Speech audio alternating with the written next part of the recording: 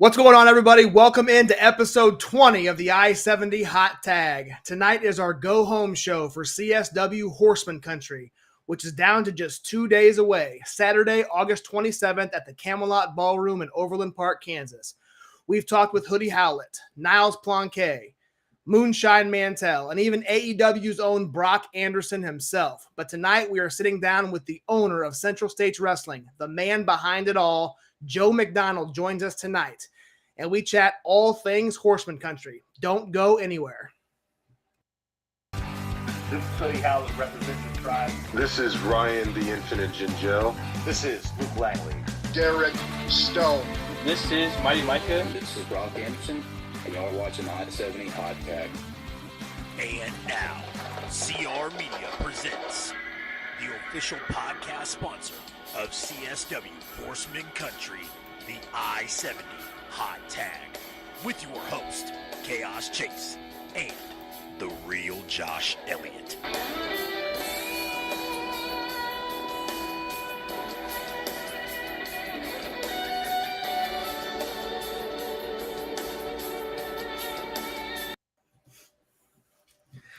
What is going on, everybody? Welcome into episode 20 of the I-70 Hot Tag. The setup here looks a little bit different. I'm not your boy, Chase. I am the real Josh Elliott as your host tonight. And with me tonight, we got to put a little tag team action here. We called in Bryan Janascheck here tonight. How you doing, Bryan? Doing good. How are you doing tonight? Yeah, fantastic. We appreciate you kind of taking the last minute fill in here for Chase. Chase is Chase is currently sitting at the Arrowhead Stadium watching the Chiefs and Packers preseason game. So we have a hell of a show tonight, guys. Again, like we said, this is episode 20. This is we got Joe McDonald on. He's the owner of CSW. But before we get to that, just wanted to kind of get the rigmarole out of the way. We are currently still live, even though Chase is not here. We are still live on CR Media 1988. On Twitch, on Facebook. We're also live on I-70 Hot Tag on Facebook and YouTube as well. So if you guys can hit that like, share, subscribe, and notification bell so you never miss a thing. Social medias, guys, again, follow us on the I-70 Hot Tag. We're on Instagram. We're on Twitter. We're on Facebook, TikTok, YouTube. So again, like and share on those platforms as well. Bryan, would you like to tell everybody where we can find you on social media? Yeah, I'm on Twitter at Bryan_J_. That's pretty much all I have. Other than that, I'd follow CR Media 1988, I-70 Hot Tag, Josh, Chase. Any promotions that you're following and promoting, go out there and hit those guys up. Fantastic, guys. So I wanted to give a shout out to our previous guest last week on the I-70 Hot Tag. We had the Mile High Magnum Dak Draper on. And then just this past Monday, we had Moonshine Mantell on the pit stop, which was our final pit stop for the last couple weeks. We will not be returning to our Monday show until September 12th. We're going to take a couple weeks off. We will continue to go live here on Thursday every week up until then. So if you missed those, you can go find them on the podcast platforms. Anchor, Google, Apple, Spotify, Stitcher, all the podcast platforms, they're there. So go download for your listening pleasure. So, guys, let's not waste any time. Let's go ahead and get our guest in here tonight. He is the owner of CSW. Let's bring in Mr. Joe McDonald.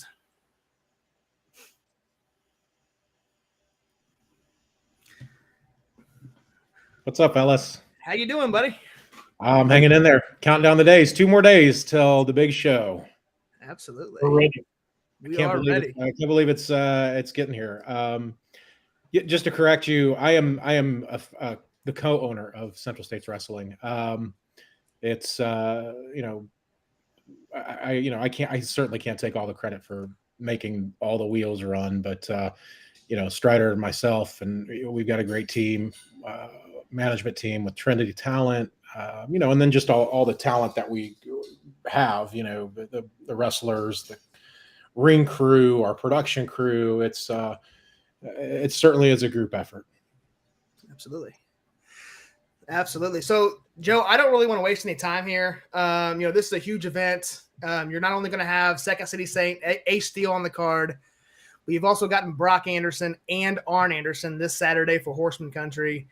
Talk to us a little bit about the process and getting all three of those guys for this event.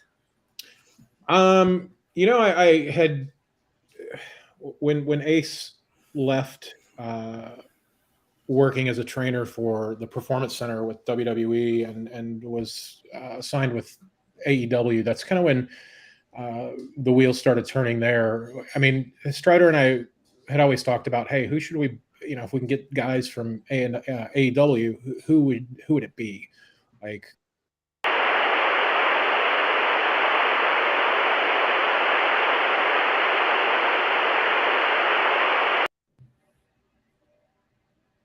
oh, it's Jeremy Wyatt. EWF champion Jeremy Wyatt, everybody. Hi. This is the official podcast sponsor of Horsemen Country, right? Yes, it is. Okay. So I figured I'd take it upon myself. Actually, I'm being paid to interject on this. So I'm gonna chime in on our match this Saturday, this tag match with myself and the Ice Pick Vic Capri against a guy who I considered a brother, Ace Steel and Brock Anderson. For the last few weeks, I was wondering why Ace did what he did, why he was the one who answered my open challenge, but the time has come and passed for that. See, Ace Steel faced consequences for his actions, but he didn't get the message. He decided to double down. And he decided to come back for some revenge, and now he's bringing in an innocent bystander, a guy with a bright future, a future that's going to get cut short. In Brock Anderson, and he's bringing his daddy with him. Ain't that just grand, boys? Double A. Arn Anderson sitting in their corner.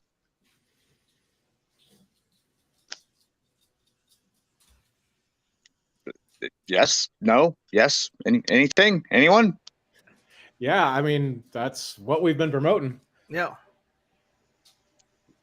Yeah, that's what you've been promoting, and that's why I'm here to talk about that match. So, does anyone have any questions, or how does this Mickey Mouse operation work exactly? Do I just say what I had to say and I just hang up because I have better things to do with my time, or do you ask some questions, I give some answers? Well, I'm not really sure how you got on here. This is supposed to be for Joe. There's nothing prepared here, Jeremy. I mean, I guess tell us. Wow. A wrestling podcast that's not prepared. Imagine that. Okay. So you're teaming with Vic Capri. Tell us. Yeah. We already talked to Brock. He's already told us what he has plans for you and Vic. He doesn't really know you guys. No, I didn't listen to Brock. So you tell me what he has planned for me and Vic Capri. I'm curious. Well, he is the son of Arn Anderson, so he's got the roots. So okay, great. He talked about your history with Ace, and it's going to be strictly business. And he's going to come in, take care of business, and leave. So, tell us why you think that's not going to happen. Why are you and Vic going to beat Brock Anderson and Ace Steel? Is that a serious question? Why? It is. Why is the Monarch Jeremy Wyatt and the Ice Pick Vic Capri going to beat the Second City Saint, Ace Steel, and Brock Anderson? Well, one reason, first and foremost, you're talking to the greatest professional wrestler to come out of Kansas City since Harley Race. That'd be reason number one. Reason number two is because I've got the Ice Pick Vic Capri by my side. And you got Brock Anderson. Yeah, he's got a bright future. His dad is Double A, so he's got some roots, as you say. But the kid's a greenhorn. And to sound cliche, but myself and Vic Capri have forgotten more about professional wrestling than Brock Anderson knows. Is that a good enough reason for you? That's perfect, sir. That is absolutely perfect. All right. Well, I mean, if that's all you got to say, man, we'll definitely see you on Saturday, and we'll find out really if your words are gonna play out, and you're gonna have your hand raised, or if we're gonna see Ace and Brock take the victory. So time will tell. 2 days away. Yeah, 2 days away. Time will tell. And in 2 days, time will tell that Ace Steel should have stayed at home.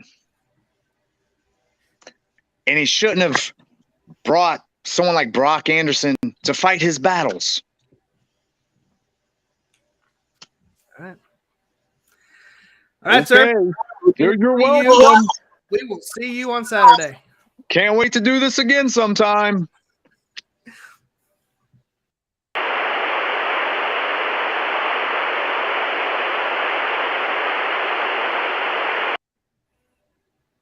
Well, that's our champion. That is our DWF champion. Yeah, I'm not sure. I'm not sure how we got here, guys. I mean, I really don't. I mean, make no mistake about it. I've known Jeremy Wyatt 20 plus years now, and I've seen him grow like as a athlete, as a wrestler. When in the first iteration, I should say, of CSW, he was super talented, and when he started with us, you could tell that he had something. And as he continued to perform with CSW, he just got better and better and better because he was working with better talent to the point where it was like, all right, let's put him with Chris Daniels and see really what he's got. And we had Chris Daniels come in, and he went toe to toe with Chris, and it was just like, Wyatt's money. And, jump forward now these years later, and he's even better, and I've had that conversation with him. I'm like, Jeremy, you've gotten so much better. Like, it's like, not that you weren't good before, but you're like on a whole different level now. So, make no mistake about it. He is a crafty competitor, and this weekend's main event, it's going to be crazy. A lot of eyeballs are going to be on this show and on that main event specifically. And, it's going to be one for the ages. Wyatt as our reigning and defending champion, the Ice Pick Vic Capri. Vic is an amazing athlete. Out of Chicago, he's been doing this for a long time. Ace Steel, he's been doing it for a long time. Arn Anderson, I mean, what can you say about Arn Anderson that hasn't already been said about the guy? I mean, his name speaks for himself. And then Brock Anderson, who's, making his name. He's paying his dues and making his name on a national level. So it's a really exciting match. So I'm not only for the fans, but for me. I'm really looking forward to seeing how this match plays out. What Vic and Wyatt have up their sleeves, because I got a feeling that there is something.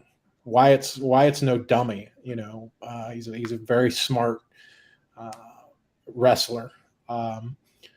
So Ace knows that. Ace knows Wyatt very well. I mean, going back to their days in the foundation, they were like brothers. And listening to stories that Strider has told me about about the foundation and National Wrestling League, it's just like, yeah, this is gonna be good, like really good. Absolutely. I can't wait for that match. I was first introduced to Wyatt back in 2019. I saw his first match live, and I couldn't agree more. He's gotten better as time goes on, and I'm sure Bryan can attest to this. We think he's one of the best in the area. So yeah, and but please don't take this as me saying like Wyatt is old by any means, age-wise, but he's been doing this for a long time, and he shows no signs of like plateauing or getting kind of a lot of guys will get to a point where their bodies start breaking down, or they just, start phoning things in, or whatever the case may be. He just keeps getting better and better, which is a testament to his character. So, personally, I'm not saying his character gimmick or whatever, but just him as how dedicated he is to this. So he's not slowing down. So yeah. Yeah, we don't see it at all. We're gonna go ahead and bring the chat in here, guys. So we had a lot of comments through that whole deal there. I showed some on the screen. So Jason Wallace, he said nobody can beat Jeremy Wyatt. He's a big Jeremy Wyatt fan. Ultimate Sports Talk, really liking this Jeremy Wyatt dude. Ultimate Heel Raz. So we'll keep the chat on, guys. So we're going to go on ahead and move on to the interview portion here. I should have started off. Go ahead. I'm sorry. Before Wyatt cut in on us, you guys were asking about, how the Brock Anderson, Arn Anderson. I had mentioned, I was saying that, Strider and I were talking about it. Like, eventually we'd like to bring in, some talent from whether it be TNA or AEW or some of the more top shelf indie guys that are out there and available, which anymore it's kind of slim pickings. There are a lot of great pieces of talent out there that are unsigned. But just when you think like, oh yeah, this guy would be great, they get signed. So it makes it a little more difficult. Or they're just super busy. Like great talent stays busy. So and that's always been the case. It's always hard to line up, talent, I guess a guest talent.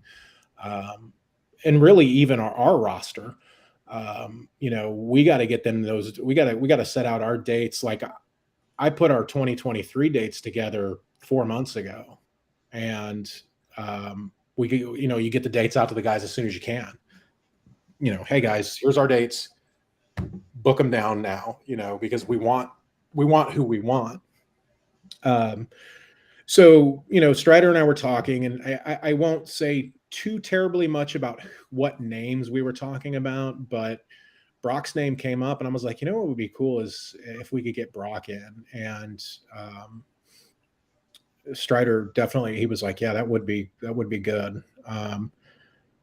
And kind of at the time, like, it would be really cool is if we could get Brock and his dad to come in. Like that would be a coup de grace, So, Strider has a very good relationship with Ace Steel. They're very good friends. I've known Ace since I was 16 years old. I'm 44, so that gives you the idea of how long I've known Ace for. Our relationship isn't nearly as, what Strider's is. Strider's and his are. But we have a good relationship. So, that opened that kind of door for us. And, it's for a guy like Arn Anderson, it's like, he doesn't need to do this. He played it. He put in his time, he made his money, and he's living his life, and God bless him, God bless him. Because a lot of guys spent their money like like they'd get it again, so he doesn't take a lot of indie dates. If you look at if you look at the indies in America, he doesn't take a lot, and he doesn't hit the road a lot. If he does take indies, they're pretty close to North Carolina, South Carolina. So we're very fortunate that we were able to get this put together, and a big part of that was Strider and Ace, and that's kind of how that worked out. Now, going forward, we have a list of guys that are definites. Like, we definitely want to book these guys. And I won't say who, because it may not happen. But when Strider and I look at a talent like of an Arn Anderson or a Brock Anderson caliber, we don't want to bring in guys that are just guys that, I don't know how to say this, like, oh, they'll have a great match. You know, this guy will have a great match. Yeah, that's part of it. But I know in my case, for me, I want a guy that can draw. You know, I want a guy that can bring eyeballs to CSW that maybe not normally have heard of CSW or know about independent wrestling, but they know who an Arn Anderson is. And any decent promoter or businessman or whatever, you know, that's the idea, is to grow your business. And that's what Strider and I treat CSW as. First and foremost, it's a business, and we're here to make money. It just so happens the business that we're in, we both really, really love.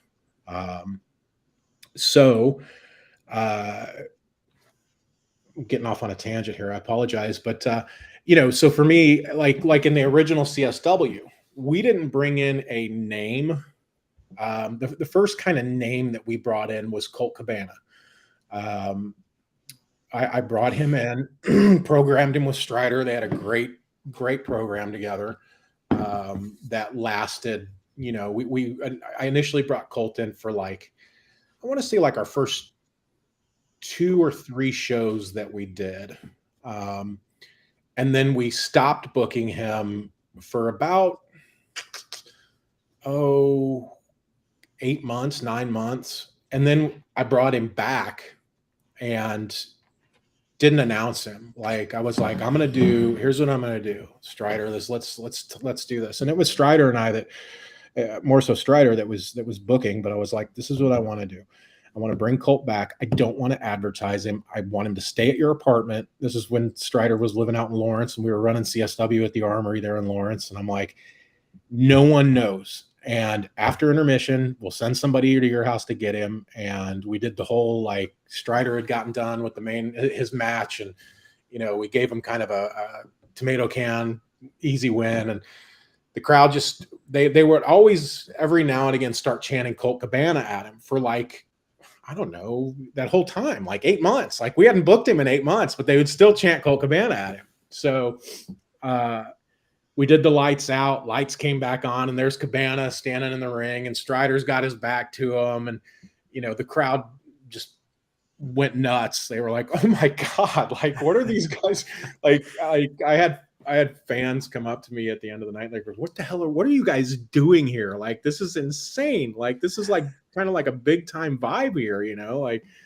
So yeah, and then we did the next show was Strider and Cabana, and that show was called Business as Usual, and we did Strider Cabana 3, and it was a pretty big house for us. We definitely saw an increase in fans. Now, taking it up a step, it was like Raven. Raven was the first, like, huge name we brought in. And I was like, okay, he's asking for this much. We typically draw, for easy math, I'm going to say Raven charges us $100. He didn't, but we're going to do that. Right. My total gate for my best show was $50. So will Raven draw me an extra $100 so I make money off of it, not only pay for him, but make money off of it? And that's the thought, you know, you know, and he did. And even more so, it's, for me, is the back end. And what I mean by that is, I'll give you an example. There's a lot of new fans that are coming to this show this Saturday at the Horsemen Country. They're coming specifically to see Arn Anderson and Brock Anderson. I know that. What the hope is that they get hooked. Yep. They're like, oh my God, this was a great show. Like, not only was it Arn Anderson and Brock Anderson, but that Ace Steel was awesome. That Jeremy Wyatt was awesome. And if I can I say but when I say that, I mean, the ownership team, Strider and I, and Trinity, if we can convert 50 new paying fans to every show, like they just start coming to every show, then the long-term investment on Arn and Brock keeps paying and paying and paying. So, and that's like going back to Raven. We did that with Raven. We drew probably 60 new fans that kept coming to every show we did after that. And it was Raven that brought those eyes there. And to this day, some of those fans still come to CSW shows. And then we did Sabu, and that's the whole thing is yeah, it's cool to have these guys on your card, but for me, I look at it as, A, are they going to bring new fans to the table? And B, we've got to bust ass. We, meaning our core crew of guys, the Howletts, the Premier, Hoodie, our Dak, and Luigi, and all the guys that are here every show. They're going to bust ass, and they're going to hook these fans that haven't been, and we're going to convert them to new fans. That's the entire goal for me, anyway. Strider may have a different opinion on it. I kind of doubt it, but it's how you grow a business. It's promoting. It's promoting 101, and promoting is nothing but marketing or selling. You're at the end of the day, you're selling a product. You're trying to get as many eyeballs on it and as many loyal customers as you can. And thus far, we've been with the second run here, and this goes back to the very first show, the DWF show. We have seen a steady increase in new fans every show, and this weekend we'll get a big shot in the arm on that, and that just benefits not only us as a company, it benefits the fans, our fans, and fans around the area, because we can afford to do cooler things and bring in more talent and, our current talent, so they get to work with different talent. And so it all works out well. Absolutely. So, okay, Joe. I can get a little long-winded. You're good. Whoever's watching, what you don't know is Bryan was like, "Oh, I've never seen you this tired." We were talking before. He's like, "I've never seen you this tired before." And yeah, I'm pretty exhausted. But once I get going, I kind of pep up a little bit and talk way too goddamn much. Okay, so this might be a little bit shorter of an answer. So we all have backstories of how we got into watching or becoming fans of wrestling or being involved in wrestling. Mine goes back to my great-grandmother, who is a full-blooded Native American, got hooked, which in turn hooked my dad and then myself at a very young age. So what brought you into wrestling? What caught your eye with wrestling? So when I grew up in Redondo Beach, California, which is about a 20-minute drive south and west of Los Angeles, downtown Los Angeles. It's only like 3 miles, but I say 20 minutes because you don't go by miles in Los Angeles. You go by how long it takes you to get there. So my exposure to wrestling, there was no like local, I'm sure there were, but there was no like Central States territory at that time, in the early 80s. I was born in 78, but I used to follow, I had a cousin and I thought he was the coolest dude in the world, and I'd follow him everywhere he went. Like he'd come over and like he'd sit down on the couch and I'd sit down on the couch. He'd get up from the couch, I'd get up from the couch. And I spent the night at his house one time, and we were in his bedroom playing with G.I. Joes or whatever. And his mom came in and said, Hulk Hogan's on TV. And my cousin just hightailed it in there. So at this point, I was probably 5. It's one of my earliest memories. So I follow him in there, and I had never at this point seen wrestling before. And I just was like enamored with it. Like as a kid, I was a big, like, I loved the Incredible Hulk with Lou Ferrigno. And like, I always was like big, strong guys. Like I was always like, that's the cool stuff. Incredible Hulk, like the Thing, and, from comic books and just like any kind of movie where it had like a big, like meathead, whatever. And I was just like, I can remember it like it was yesterday. Like it was just Hogan was wearing his blue tights, and I don't know who he was fighting, but I was like, this is crazy. Like, this is the craziest shit I have ever seen in my life. These guys are killing one another. Like, how is this legal? Like, my 5-year-old mind was just like, I don't understand. And from that moment on, I was in love with it. And I grew up, I have 3 brothers, 1 younger and 2 older. We're all 2 years apart. And you know, most kids go through that wrestling phase, you know. Yeah.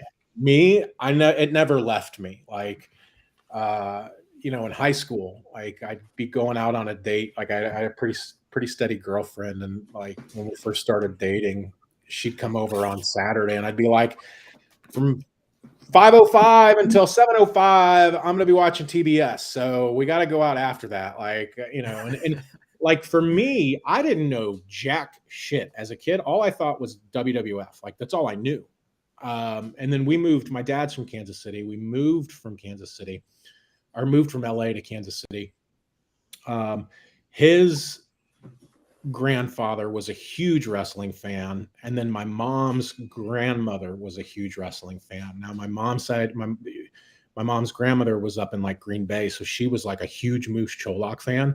And my mom used to always tell me this, and I'm like, what the hell is a Moose Cholak? I've never seen him on WWF before. Like, and then my dad would always talk about Harley Race, because my dad was from Kansas City and he knew Harley Race. Like, so we get to Kansas City, and it's at the tail end of Geigel stop. He had just probably pretty quickly after we got here stopped running his Thursday shows at Memorial.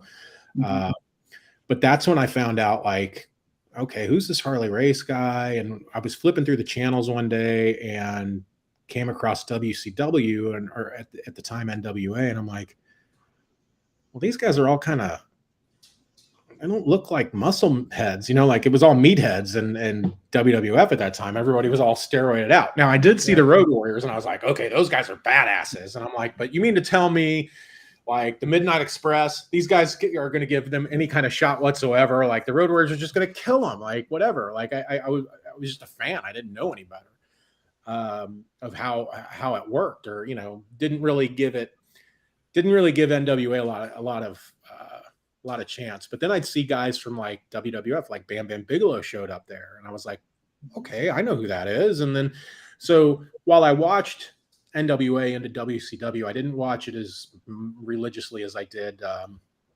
WWF. But then I was flipping through the channels. One Christmas we got a TV for our bedroom, and it was a big deal. So, you know, we could watch whatever we wanted to watch. I could watch wrestling, and when my dad come in, he wouldn't tell me to change the channel. Right. I was flipping through the channels, and I took my dinner into my room, and I can remember this like it was yesterday. I had pork chops, green beans, and mashed potatoes. And I'm sitting in front of the TV, and I'm eating my mashed potatoes, and TBS, I'm flipping through the channels, TBS hits, and there's Harley Race. And I'm like, oh yeah, cool, Harley Race. Like if I ever saw Harley Race on TV prior to that, I'd always stop and watch him because he was from Kansas City. And at that point he was more managing, because he had left WWF and, you know, went back to WCW and was more of a manager role, like Lex Luger and Mr. Hughes and all that. But out behind him comes this giant man. Like I was like, holy shit. And he's like moving and grooving and barking and shit. It was Big Van Vader. And I was like, I had like a mouthful of mashed potatoes, and I was just like, oh my God. He gets in there and just beats the shit out of the poor guy that I was like, this guy is terrifying. Like I was legit like, there's no way. Like at this point, I kind of knew that wrestling, you know, was a work, you know, but I was like, there's no fucking way you can tell me that big ass dude is not just beating the shit out of that poor guy. And from that moment on, I started watching WCW all the time.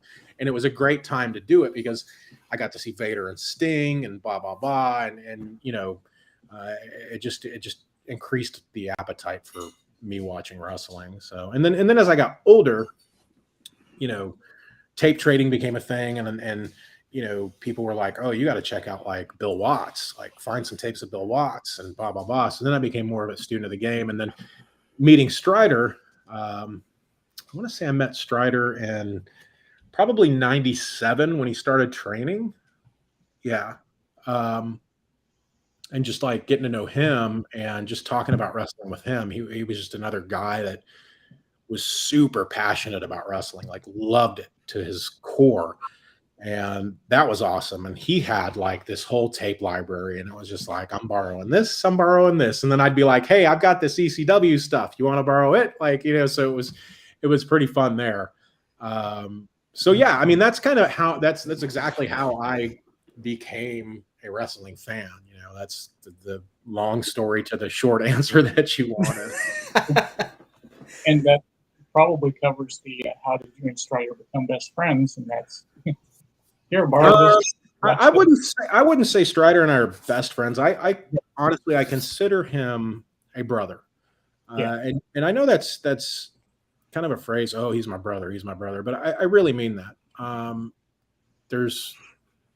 I told you earlier, I have 3 brothers. There's Jason, there's Jamie, and there's Jeremy. And then there's Joe. We're all the J boys.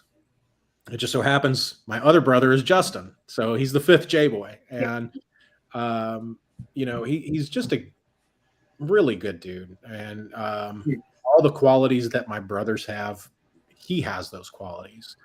And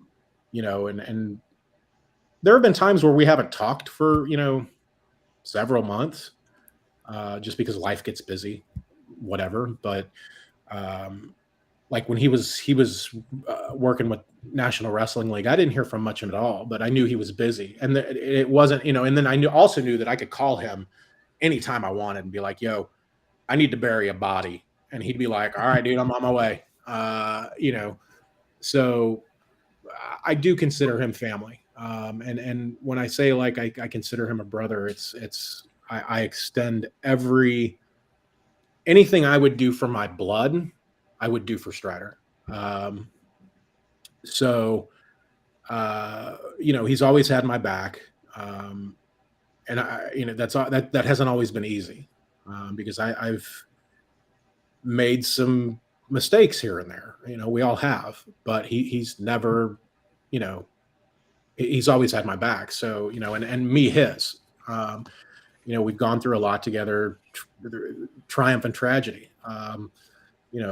And when I say tragedy, I mean like personal, heartache that he and I have been there for each other. So I would do anything for him, anything in the world. Him, his wife, his son, they're just the Appleberries are solid people. Good deal. Yeah, it's funny you said you guys are all the J boys. Our family does the exact same thing. Only nice. We don't have 5, we have 25 J's in our family, extended family too, not just my brothers or anything, but yeah, we're 25. I'm sure you went through the whole thing with your mom where she was like jet, jerk, jerk, jet. Oh, yeah. I do it too. I've got 3 kids, and I call them by the wrong name all the time. Yeah, I'm fortunate that I have a son and a daughter, because I never really. I think like once or twice I got their names mixed up. I was like, hey, Emma, and Liam. It was Liam that I was talking to. He was like, I'm Liam. Like, so I wanted to get to some of the chat questions here. I know Dean Houston has a question about women's wrestling. We did see Marty Bell and Miranda Gordy wrestle in CSW. He wants to know if there's any women wrestlers in CSW. I don't want. I'm going to use the word full time, but it's not. Our core roster right now. It's all guys. I do consider Miranda and Marty part of our roster. Good women talent are hard to book because they're busy. They stay booked. They stay busy. So it's like, hey, are you available on any of these dates? And they look through them and they're like, I'm already all booked. So in order for us to get a high-level female talent like that, it takes a lot of planning and a lot of like foresight. Like, okay, A, who are we going to go after? B, are they available? And it's all an availability issue, because just like male wrestlers, there are female wrestlers out there that unfortunately aren't that good. And I've always been of the opinion, and I know Strider is too, is to present the best talent that we can, showcase the best talent that's available. And it's not something that we're ever gonna like back away from, I guess, for lack of better terms. Right. But that's not to say, I don't know when we'll have women back in. It's not that we're opposed to it. That's what I want to stress, is we're certainly not opposed to it. In fact, we welcome it. It's just a matter of scheduling. Right. Okay. So Ultimate Sports Talk wants to ask. I already know this answer, but I want you to promote it. Where can they find CSW content if they aren't able to watch live? So you can go to our YouTube page, which is, I got to look it up. The problem with social media is all of our handles are just a little bit different than one another. I want to say it's youtube.com/Central States Wrestling is what it is. It's the only one that's different from the rest of our social media handles. So, so you can go to youtube.com/Central States Wrestling. We put up all of our shows. Usually we try to get them out as fast as we can after a show. Sometimes it takes a little bit longer, just because sometimes I get a little lazy and I'm like, I don't want to do it today. But all of our shows do get up there, and I'm actually working right now with a company to up-res all of our old shows, like from the original CSW run. So like, for example, Jeremy Wyatt and Michael Strider had one of the most, and I'm not even gonna say one of the, it was the most barbaric match I've ever seen, and it's one of the most barbaric matches that you can book, and that's a no roped barbed wire match. And we never, for whatever reason, I never edited that show. I did edit the show, but then my computer crashed, and then like it just got lost. The tapes got lost. And I've moved a bunch since then and never could find them. I have all the old masters of CSW videotapes. I just couldn't find that one. And when I just moved into the house that I'm in now, back in April, I came across a box. I opened it up. I'm like, something's in here. And I'm like, no, these aren't them. And it just had a date. Like I used to just date the tapes. Yeah. February 5th, 2005, tape 1, float 1, or floor 1, tape 1, hard cam tape 1. And I'm like, I had to get online and look up the date of what that show was. And I'm like, it's them, like out of this like vault, like thought they were lost forever. So I sent them in to have them digitized. And then because they don't make mini DV decks anymore, which sucks, because I've got a ton of mini DV decks or mini DV tapes, but I got it done, and then we had it up-resed to just over 1080p. We used an AI program that's big in Hollywood. A lot of Hollywood studios use them. I've got access to it because I know people, and that's all I can say about that. But it did a really good job of getting it to 4K quality, to where it was the 4K resolution, but it wasn't quite there. It was a little, you could tell like there was some filters put on it and whatnot, or you could tell that it wasn't quite natural. The best look we got was just over 1080p. And so it's just sitting. I actually released maybe a month and a half ago. I started a From the Vault series on our YouTube page that is specifically for old shows. And the first match that I put up was Darian Sanders against AJ Styles, which was a great match. That whole card was just so much fun. We had the Black and the Brave in, which is Seth Rollins now, and Merrick Brave, his partner. Was it Merrick Brave? I think so. But just top to bottom, that show was awesome.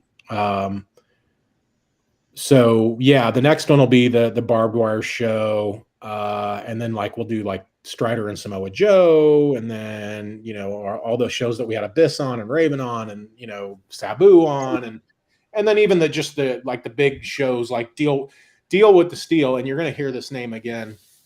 Deal with the Steel was a show that when I was a youngster, I used to play with my wrestler toys, and I'm like, oh, Deal with the Steel. It was like my WrestleMania for my toys, my little toy federation. And I always thought the name was cool. And I can't remember.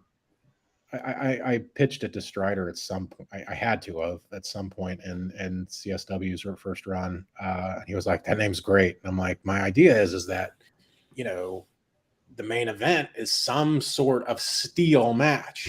And my thought was that the first Deal with the Steel would be a steel cage match. Well, we couldn't afford a steel cage. So it was like, what are we going to do? Like doing like chairs would be kind of weak.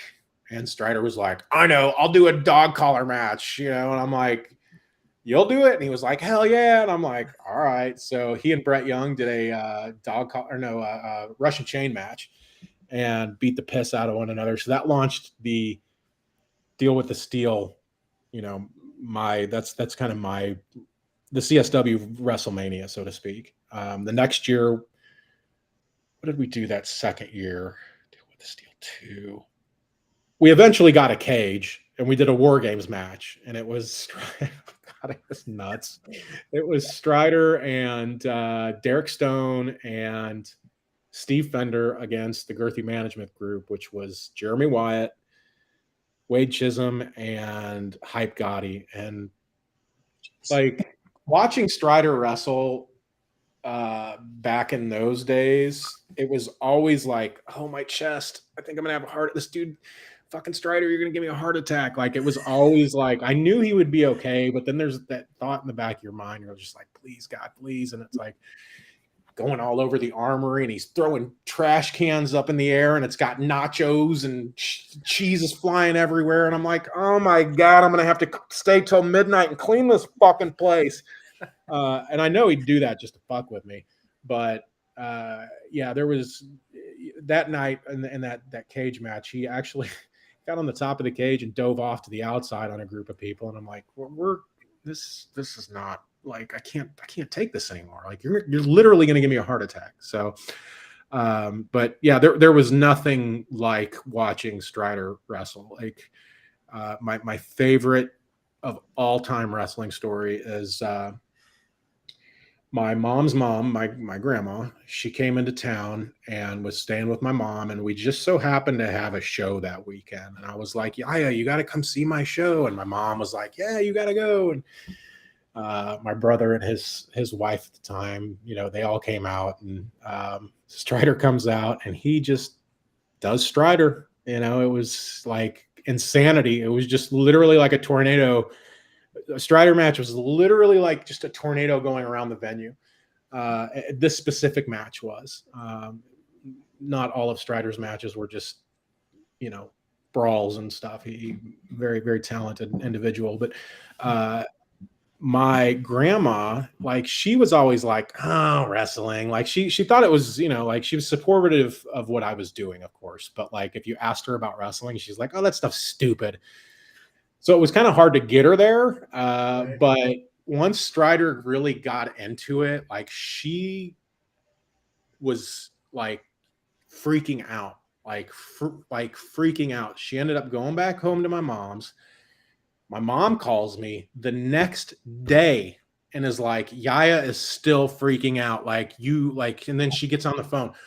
Oh, Joey, you got to call the police on that guy. He's crazy. Like, you're going to get sued and he's going to kill somebody. Like, she was convinced that Strider was this deranged, unhinged lunatic. And my mom said she was up all night, like literally up all night, like about to have a panic attack over it. Like, this guy's crazy. Joey's going to get sued and lose his house. And, you know, he's got a family. This guy's nuts. Don't use him anymore. Call the police if he shows up. And so I had to call Strider, and I'm like, dude, you got to go over to my mom's house and talk my grandma off the ledge. Like, she's literally going to go nuts. And so, of course, he does. He goes over there, and she calls me after he leaves. Oh, that Strider, he's such a lovely man. He's so great, and blah, blah. And then from then on out, every time I talk to my grandma, I'd call her every Sunday. Yaya, how are you? It's Joey. Oh, I'm great. How's Strider doing? It was the first thing out of her mouth. Not how are you? Not how are your kids? It was, you know, yeah, good times. So, Joe, just to kind of switch gears just a little bit, we all hear, like all the time, all over social media or at shows, cards subject to change. You know, it happens. It's indie wrestling. You kind of have to go through that. So I'm thinking back to the best ones that I've seen, you know, card subject to change matches, and nothing will ever top. I guess what I should say is, so DWF had a tag team match, their first show, and it was the Premier versus two guys from Michigan. Now, I'm not going to use their names because I don't want to bury them, but they didn't show up. Howlett's come in. So the Howlett's faced the Premier, and now that's taken off just to the moon. Did you ever foresee that happening with these two tag teams? You know, you kind of have one come fill in and be like, oh, yeah, they're here to fill in. And then all of a sudden there's this huge rivalry. Yeah. So Strider, I can say yes. For me, a lot of the crew that we use now, I wasn't familiar with. You know, I knew of them and had seen, you know, clips of them and watched matches of theirs, but like to have like a super intimate knowledge of what, you know, of them. Now I've gotten to be, you know, pretty good friends with all of them. And then they're all fantastic guys. But that match was a call in. You know, Strider called in a favor. He was like, you know, I called the Howletts, so we're good. You know, don't worry about it. And they're awesome. He was like, he really put them over. And I'm like, dude, your word is good for, you know, you say they're good. I'm fine with it. You know, like I trust Strider in that regard. You know, I in that regard, in pretty much every regard. You know, but if Strider puts a stamp on somebody, it's good enough for me. Now, did we know that these two teams would get to where they're at? No, it's gotten pretty bad. Like it's gotten pretty bad, and it's to the point where they don't even, like, you know, in the locker room, they don't really sit by one another. They really don't want anything to do with one another except when they're beating the hell out of each other. Exactly. But it has turned into one of those rivalries that I look at and I'm like, this is really good stuff. Like, this is just amazing stuff. Like that street fight was just bonkers. Amazing. Yeah. Yeah. You know, I've had people reach out to me. I won't say, I can't say names, but they were like, dude, what the hell are you guys doing out there? He's like, you're back at it again. I'm like, oh, yeah, I'm back at it again. And that match was crazy. Those guys were good. Like Kansas City has always been a city of talent that has flown under the radar. And Strider and I are going to change that. That's for sure. We're wanting to get, you know, as many eyeballs locally as we can to come to our shows, but we also want to get eyeballs from, you know, we want to get some of that East Coast love and Southern California love, like, and we can. It's just, you know, we're still just, I think 1 year is our 1 year is next month from the first DWF show to now. So we'll get there. This weekend, I'm telling you, this weekend is going to be not only for wrestling in Kansas City, but for our company. It's going to be a huge deal for us. And all the hard work and all the promoting and you know, all the video work and everything that we've done, the advertising, everything, it's all come down to Saturday. And if you're listening and you don't have tickets, CSWtickets.com, get them all there. Get them while we have them, because this will sell out. We're going to get, the fire marshal's going to end up telling me that I can't sell any more tickets. I just, you know, we've already been emailed a couple of times about it. Like, make sure. I'm like, okay, I will. So, yeah. We got a lot of cool things, meet and greet with Arn Anderson. We're giving away freaking NWA television championship replicas, not just one to a VIP ticket holder. We've got 2 of them. They're actually, let's see if I can show You got them? They're sitting right there. Yeah. Beautiful. So, yeah. And it's just a matter of like, people are like, why are you spending that much money? Like you got to spend money to make money, Yep. Absolutely. It's like when I started my own business, I had to spend a lot of money to get the things I need to be successful. So, we'll see.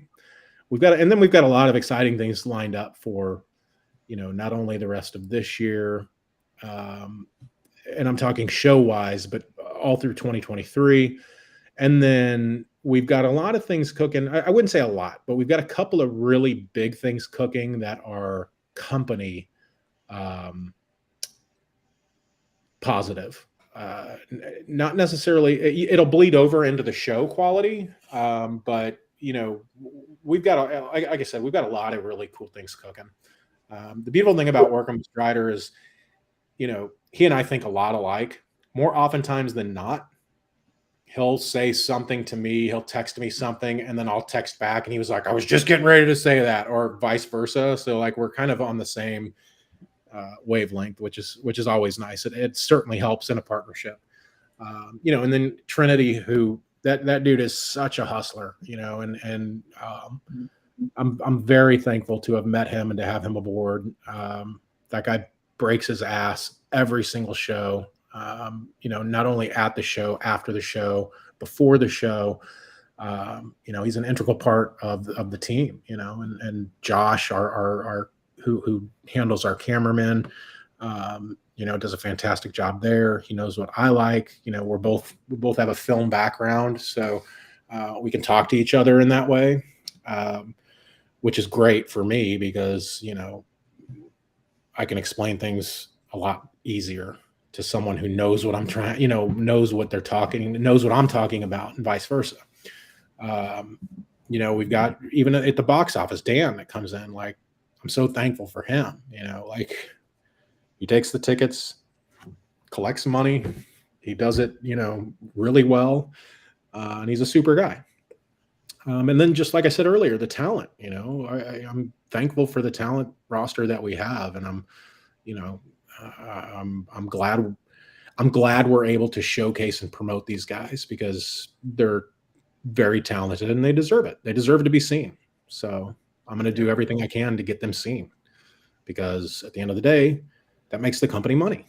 And that's what this is all about. It's about making money. It's about talent making money. It's about us making money and, putting on great shows. So, if those 3 things continue to happen, CSW will be around. We got to make money to put on great shows, and that's our, that's where we're at. So, yeah. Yep. Yeah, I want to give a shout out to Trinity as well, because he was the one that originally reached out to us with the opportunity for us to kind of be the podcast sponsor of Horsemen Country. Something, we sat there at the first event. We were there at No Turning Back, and we were just starting the podcast. We saw the banners hanging up, and Chase and I looked at each other, and we're like, eventually, we want our banner hanging there. We didn't realize. Yeah, and I'd be a complete asshole if I didn't thank our sponsors. I mean, not only the I-70 hot tag, the official podcast of Horsemen Country. You guys have been fantastic for us, and I've really liked cultivating this relationship with you guys, and wrangling talent to come onto the show and promote the show and blah blah blah blah blah. And then we've got like Up Down KC, we've got Kincaid, we've got Bury the Hatchet, which is the official after party of Horsemen Country. Holnick, Stain, Garrigan, Levitt, the law firm of Holnick, Stain, Garrigan, Levitt, and Warriors Academy. I mean, without our sponsors' generosity, I don't know, CSW would look a bit different. I can say that much. We'd still exist and we'd still put on kick-ass shows, but because of our sponsors, that support just goes a long way. And that's, any business that gets a sponsor is like great. So Right. Thank you all. Thank you. If any of our sponsors, and I know Josh, you're right here, but if any of our sponsors are listening, thank you so very much. It really, really means a lot. Absolutely. So let's run through this card. We got a huge event coming, man. We got some graphics we're going to kind of overlay. We'll be able to talk over them. So let's start with the matches that we were just talking about. Looks kind of goofy here. It's not fully stretched out, but we got SK Bishop with Roscoe Leach taking on Anaya Howlett in a singles match. Chase was asking, he's in here.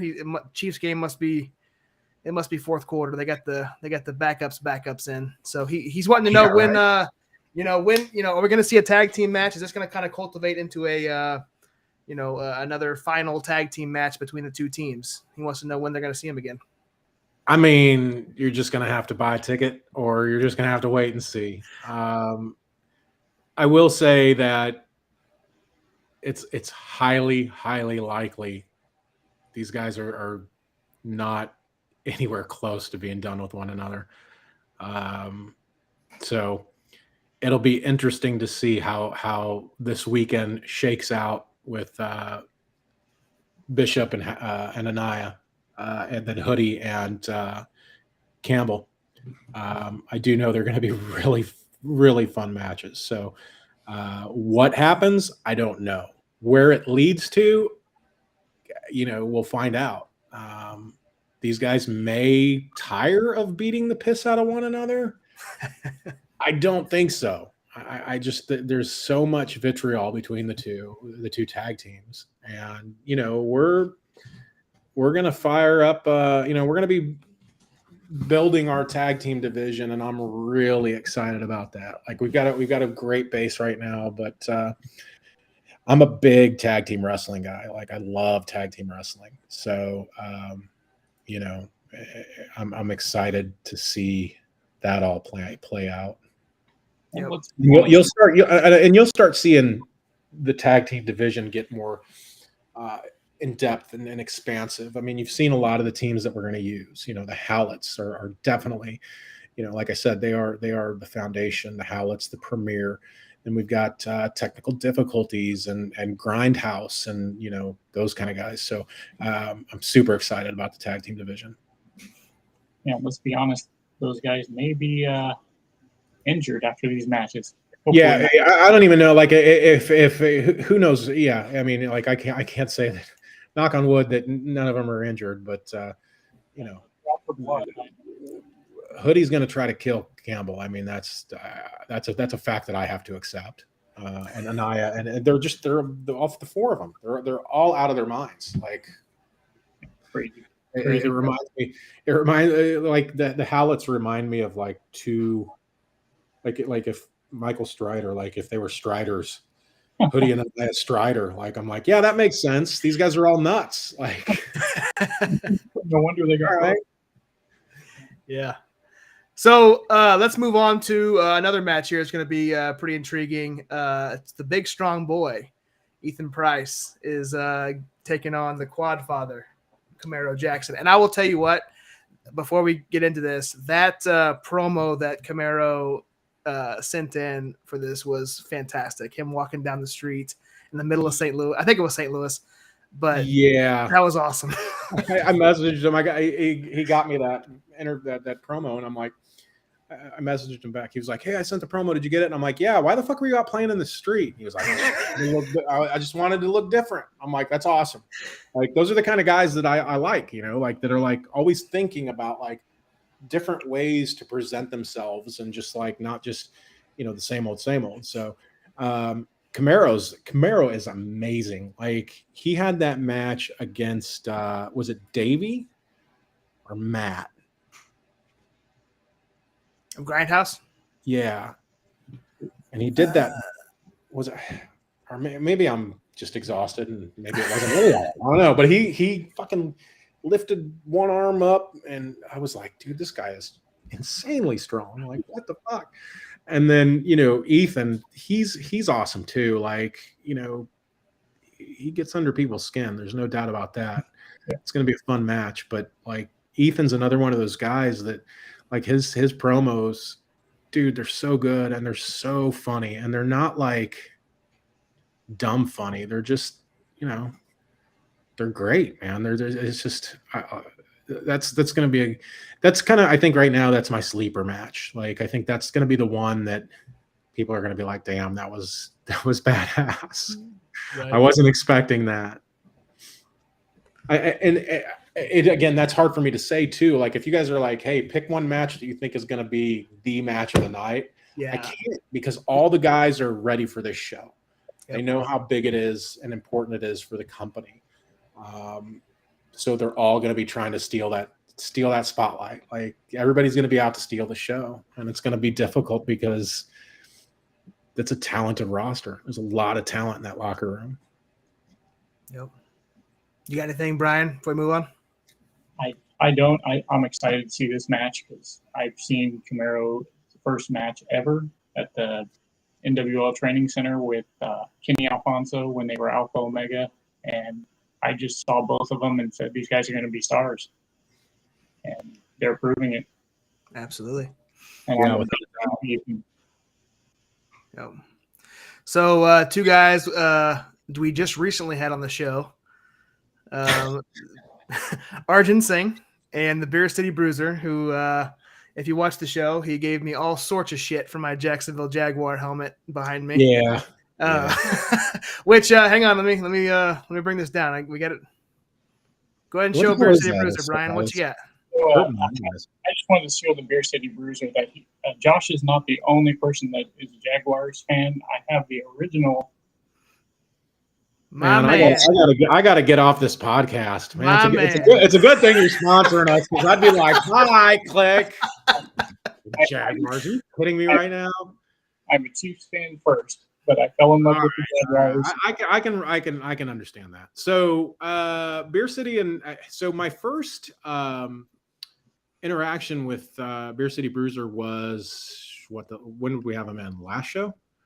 At the Rise of an Outlaw. Yeah, and I picked him up from the airport, and because I live up here in Liberty, so I get stuck most of the time with airport duty, which is fine. He got in the car and we hit it off immediately. It was like, hey, dude, it was like we knew each other forever. And again, that was another one that Strider was like, dude, you're gonna love this guy. Like, you are gonna love this guy. And I was like, this guy's money. Like, he's amazing. Arjun,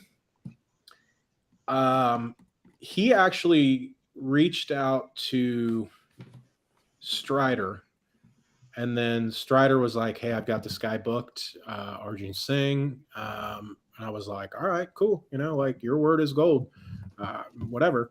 And when I met him, I was just blown away by him. I was like, this guy is he's got a great look,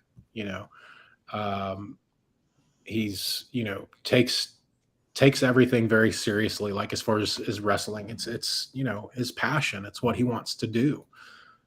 So he's always looking to better himself. And, just getting to know him, he would message me on Facebook like, hey, Joe, I've got some ideas for some promos that I wanted to run by you. So he's constantly thinking, and that's what it takes. You got to always be thinking and trying to come up with stuff that other people aren't doing. I got with him and I was like, yo, this is how I want to present you. Like, this is my idea for you. I went to Strider and I said, I got this idea for Arjun. Like, I want to present him like, what was his name? The from WWE, he was in WWE. The Mexican guy.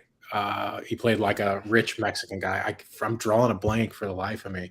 Yeah, he was in MMA, whatever. I don't know, but like his he had his own ring announcer too. Like, he'd come out and the guy would do his like introduction for him. Alberto Del Rio. Yes. God, why couldn't I think? I just watched an interview with him the other day. Yeah, so I'm like, sorry, I'm tired. I'm like, that's how I want to present. I want you to be the Indian version of Alberto Del Rio. Like, what is like aristocrat? How do you say aristocrat in Indian? He was like, Regis. I'm like, that's it. Like you are,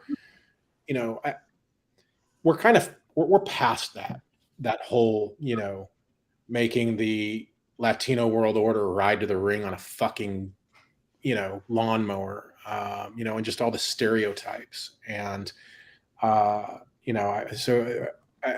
I've never done that type of gimmick with anybody, but specifically with him,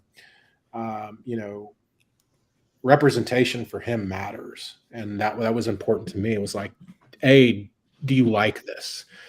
B, I know you can do it, but I want you to like it. I want to present you as, everybody in Overland Park is beneath you, and really everywhere. Americans are beneath you, and even Indians are beneath you. There's economic classes in India, like you're above everybody, and you don't give a shit about anybody except yourself and your pocketbook. And so, yeah, that match is going to be fun. It's such a contrast of styles that I'm really looking forward to it. It's going to be a good match. Yeah, for sure. And we talked about your sleeper pick. I think this next match here is going to be my pick for sleeper. One of my favorite wrestlers here, Mike Outlaw, is taking on Luke Langley, Black Diamond Luke Langley. So yeah, Luke. My interactions with Luke have been fairly limited. I think he's coming for us twice. Yep. And both times he's impressed. Like he's a total pro. I'm hopeful that we can get him on some more shows going forward on a more consistent basis. But that guy's money. Mike Outlaw, come on, dude. That guy's a beast. Like he just goes and goes and goes, and the crowd loves him, and the kids love him, and that they're it's another one of those matches where it's just like, yeah, you're gonna see some wrestling, but you're also going to see two guys beating the hell out of one another. Like it's going to be good. I mean, really any of these matches could be a main event, Agreed. It could, we could plug any of these matches into any card and have it be our main event and have it be a drawing main event, to where people will be like, I got to see that. That's awesome. Yep. So yeah, this is, it is Horseman Country is a stacked card, top to bottom. I've seen a lot of Luke Langley, and honestly, to me, he's a lot like Jeremy Wyatt. I think he's a lot overlooked, but he's got talent. It's there. He's shown. Yeah, I would agree with that. That that he does remind me of Wyatt in some aspects. And that's not a bad thing, not at all. Right. All right, so toward the end here, guys, we got one match here. This is Luigi Primo, huge fan favorite, and the guy that one of our first podcasts that we did, we brought a non-wrestling fan to No Turning Back, and his most memorable moment was seeing Luigi Primo wrestle, and we talked a lot. We've talked a lot about that event and that show. And we've talked about, kind of hooking the audience and hooking new fans. And that event right there hooked our friend to where he looked at us and said, you guys better bring me to the next event. And he's coming to Horseman Country. He's going to be there. Nice. So, and he's super excited for this, to see Luigi again. And obviously the connoisseur Niles Planquet, who was on the show a couple weeks ago. Should be a fun match. Yeah, Luigi was a Trinity talent find. He was like, dude, you got to see this guy. He does this pizza gimmick. And I'm like, what the fuck are you talking about? And he was like, here, look. And on YouTube, well, it turns out that I've seen him before, like, I don't know, on TikTok or something, way before Trinity. Like, but I just, at the time I wasn't doing anything with wrestling. And I actually sent it to my brother. That's a little bit older than me. He owns a bunch of restaurants out east, and he had a pizza restaurant. I'm like, dude, you got to hire this guy. Like, book this guy to come out and twirl this dough. Like, look at this. It's like he does it under his leg and shit. And then I found out that I'm like, oh shit, he's actually a wrestler too. Like, what the hell? Like, this is amazing. And I knew that we knew that the Kansas City fans were going to like him because it's a great gimmick. But what I can't speak for Trinity or Strider on this. I didn't realize just how over he would get, and so fast. Editing the shows, you hear the pop live, and you're like, all right, yeah, good, they like him. But then editing the shows, I'm seeing a lot of the same clips over and over and over again, and it never ceases to amaze. Like, Jesus, that pop that he gets when he comes out, the people love him. They love him, and they're behind him, which is great. And then you've got on the opposite end of the ring, you got Niles, who I've known Niles forever. And he has gone, you guys had him on, and he talked about his gimmicks and all that stuff. And for that first DWF show, that tournament that to crown the champion, it was the first time I'd seen Niles in several years.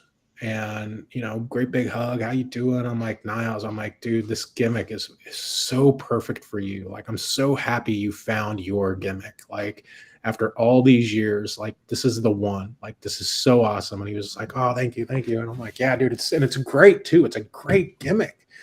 And it's not just a gimmick. A lot of guys will do, that's all they are, is their gimmick, and then they get in the ring and they suck.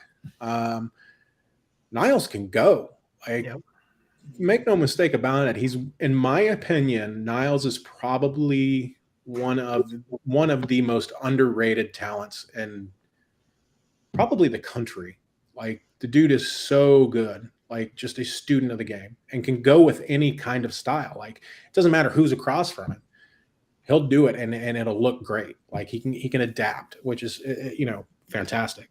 Plus, for the younger guys that are in the locker room, it's another ear, another kind of veteran that can help them along. And then another person that Strider and I can kind of rely on to make sure things are going okay in the back, and handle any pop-ups, any little fires that pop up that Strider and I can't get to right away, or Trinity can't get to right away. So, he's amazing. Going to be a good match. It's going to be a very good match. And you were saying the pop with Luigi. I've been at every show helping or whatever. And just that second time that Luigi was there, I had to go out to my car for something. When I came back in, they were lining up to get in. Yeah. 4 guys with aprons on with Luigi's name on them. And that was his second show. So I was like, this guy has Kansas City in the palm of his hand. Yeah, he really truly does. And that's awesome. And it's so much fun. And he that first big, I think it was the second show he worked for us, is when he got that really huge pop. And now each show since that he's been on, he's gotten that same pop. But that first one, he came into the back and he was kind of emotional about it. Like, oh my God, like, that was so freaking cool. And like, oh my God. And it's like, man, you're over, man. And the thing about Kansas City fans is, and I'm not just saying wrestling fans, Kansas City fans, period. Once we get behind you, we're behind you through thick and thin, and we like to see our guys do good. And Luigi is now one of Kansas City's guys, so it just works out well. He was really emotional. I talked to him after that too, and he's like, I can't believe they did that. He's like, did you see that before? I said, yeah, I saw them when they were coming in. He's like, man, I almost cried. Yeah. Cool. And that's cool, man. I like when the boys are like, dude, they get excited, because a lot of these guys have seen it all and experienced it all. So for something to get to them, like, to a member of our roster where they're like, God, that was so good. Like, and the crowd was there. Like, that's, that makes me happy for them. It makes me excited for them. Like, I'm happy, I'm happy that you're happy, and I'm happy that you like being here, and, blah, blah, blah. So. Nope.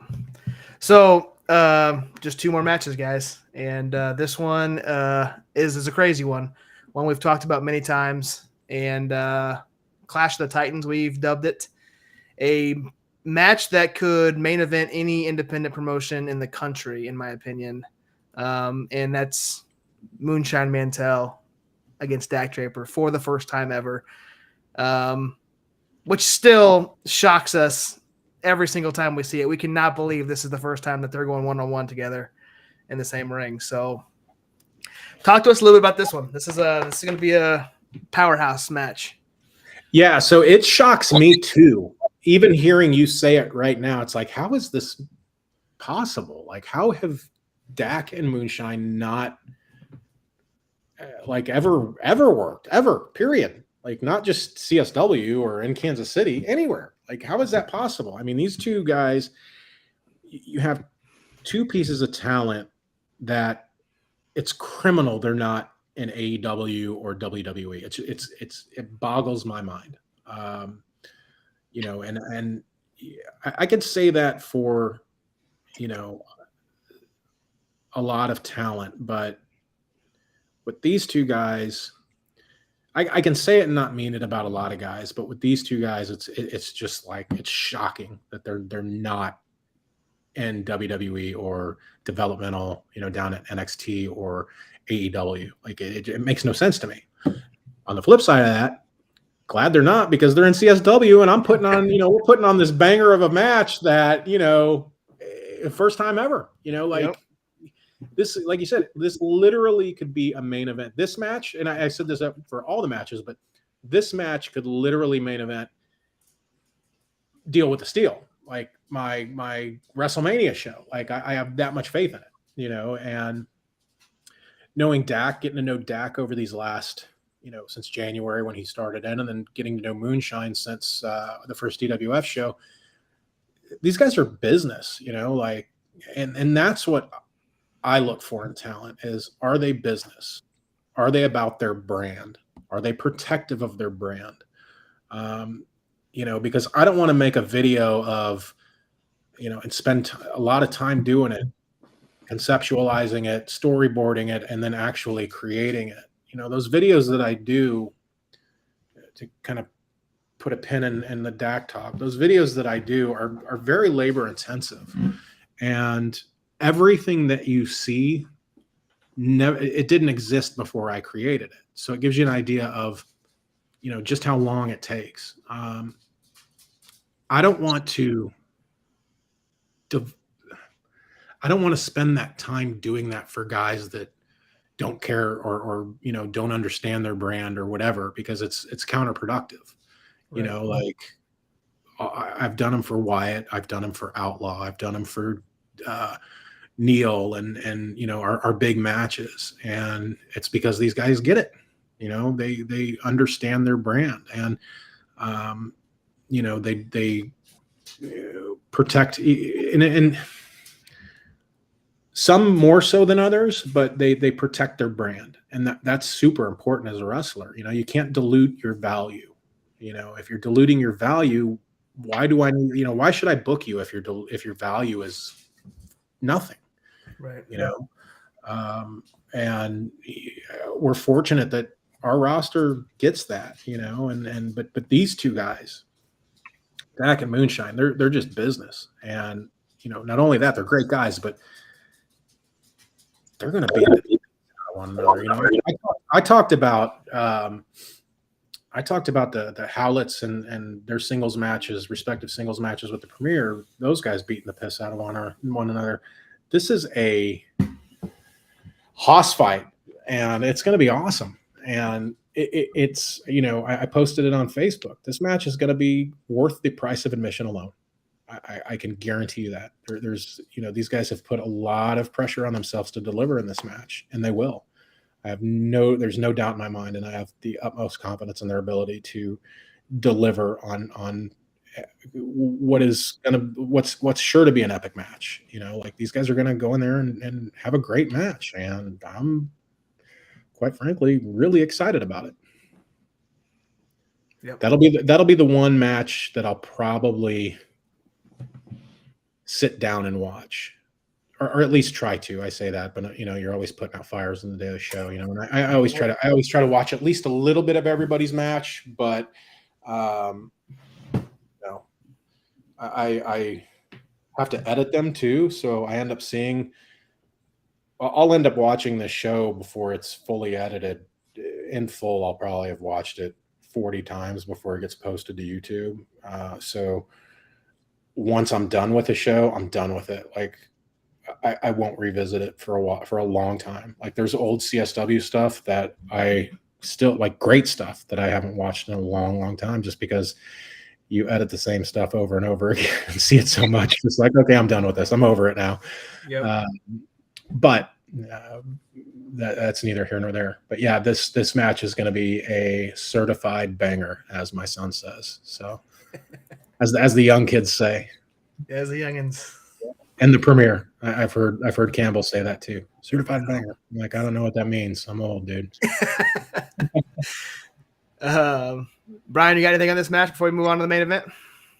I'm excited to see it. You know, I love Jack Draper, and what a great guy I think he is.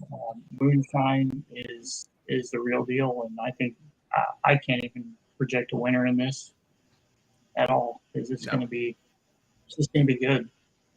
Yeah, when Strider told me that, you know, I keep going back to this, but when Strider told me, he was like, yeah, we got Dak and Moonshine, and I'm like, ooh, that's going to be good. And he was like, you know, they've never worked before. I'm like, what, in Kansas City? And he was like, nah, ever, like anywhere. And I'm like, what? How does that even make sense? Like, what? He was like, nah, this is the first. I'm like, yes, it's so great.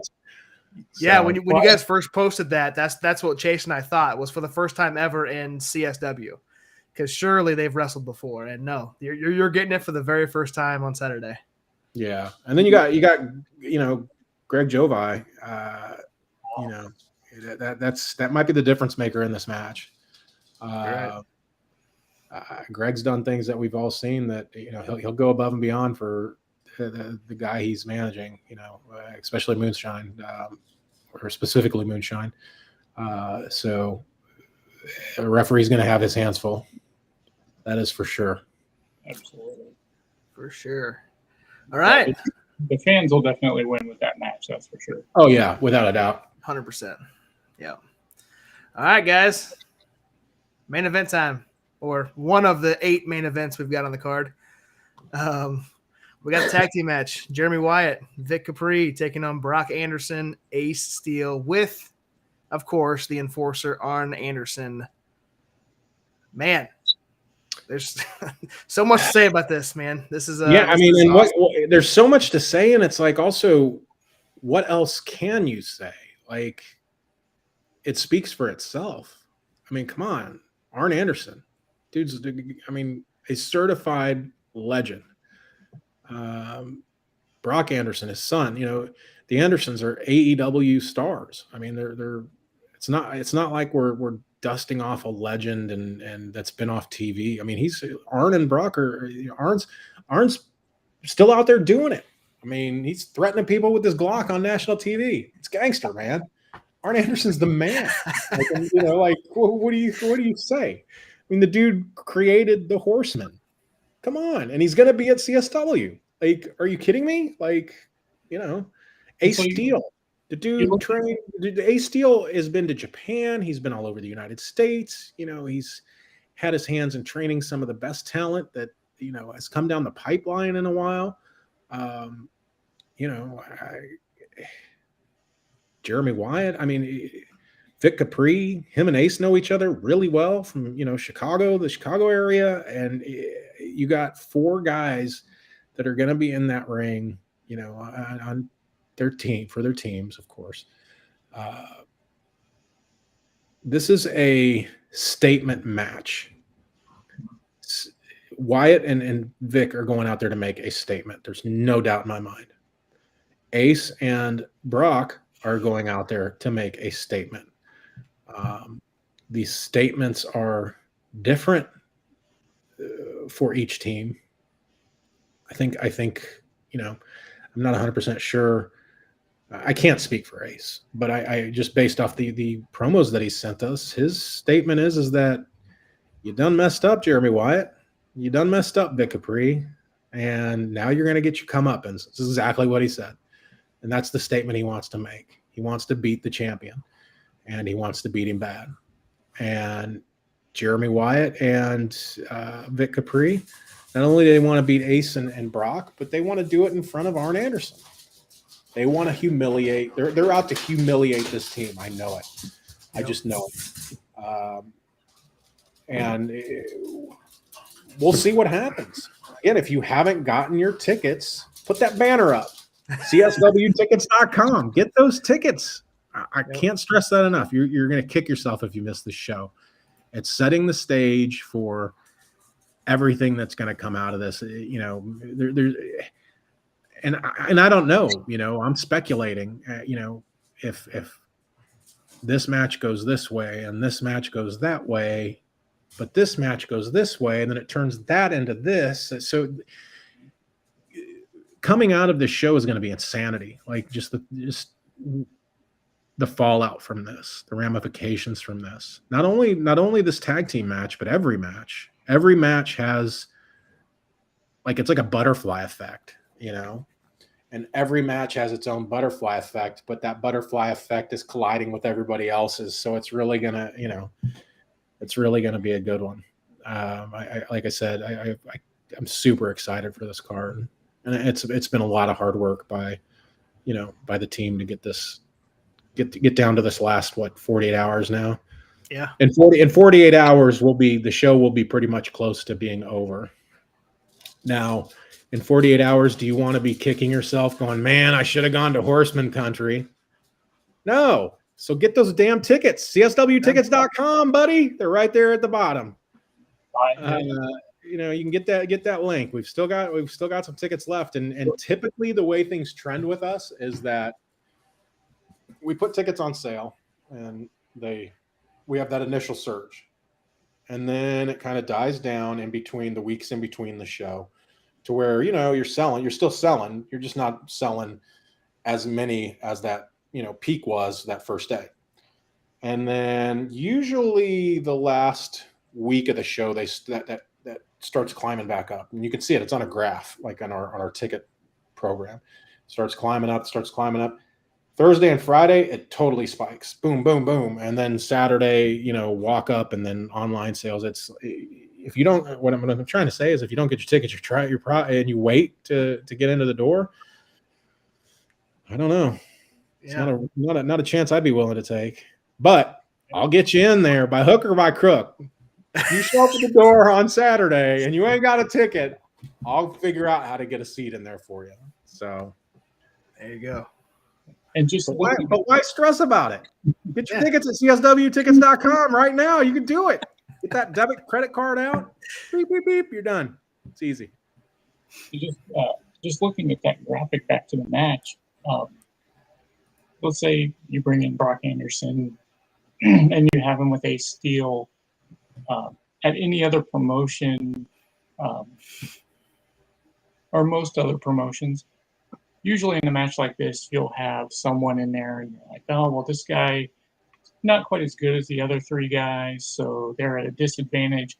All four of these guys are legit. All four of these guys have put on certified bangers, and they're going to throw down, you know. I mean, it's going to be a hell of a match. Yeah, I mean, Brock would be the the youngest of the three that are in this match. Mm-hmm. But the amount of experience that he's been able to get, I mean, his dad's Arn Anderson. You know, you don't become a pro wrestler with a dad like Arn Anderson and not know anything about wrestling. But I mean, you look at some of the talent that he's out there working with. It's the type of talent that you just get better at working. You know, you're constantly getting better and constantly learning. So with the quality of talent that he's working with, and also being under the tutelage of his dad and Ace Steel and, you know, the guys in the AEW locker room, it's like his career is just blowing up. You know, his knowledge is he's absorbing a lot more, a lot faster than a typical wrestler would. You know, just a, you know, regular indie. So this would, the experience he's probably gotten in the last 3 or 4 years is probably 8 or 9 years worth of experience for anybody else. So you're absolutely right that all 4 of these guys are, you know, very capable of what they're doing. For sure. So Raz asks, and we know the answer is no, but he wants to know if we can watch Horseman Country live because he's over in Australia. Unfortunately, yeah, no, we don't do any live streaming just yet. It's something we have talked about. It's just a matter of getting I'm pretty particular about production. It's kind of my wheelhouse, doing the video editing, all that stuff. So once we pull that trigger, we want to make sure that, it looks as good as our events that are up on YouTube do, no flaws in the cutting and doing a proper, anybody can put their stuff up on a live feed, but to do it properly and professionally, it's very difficult. It takes a talented crew. It takes people that actually know what they're doing, as opposed to, just plugging something in and doing it just because they can. And that's certainly not a knock on any company out there that's doing that.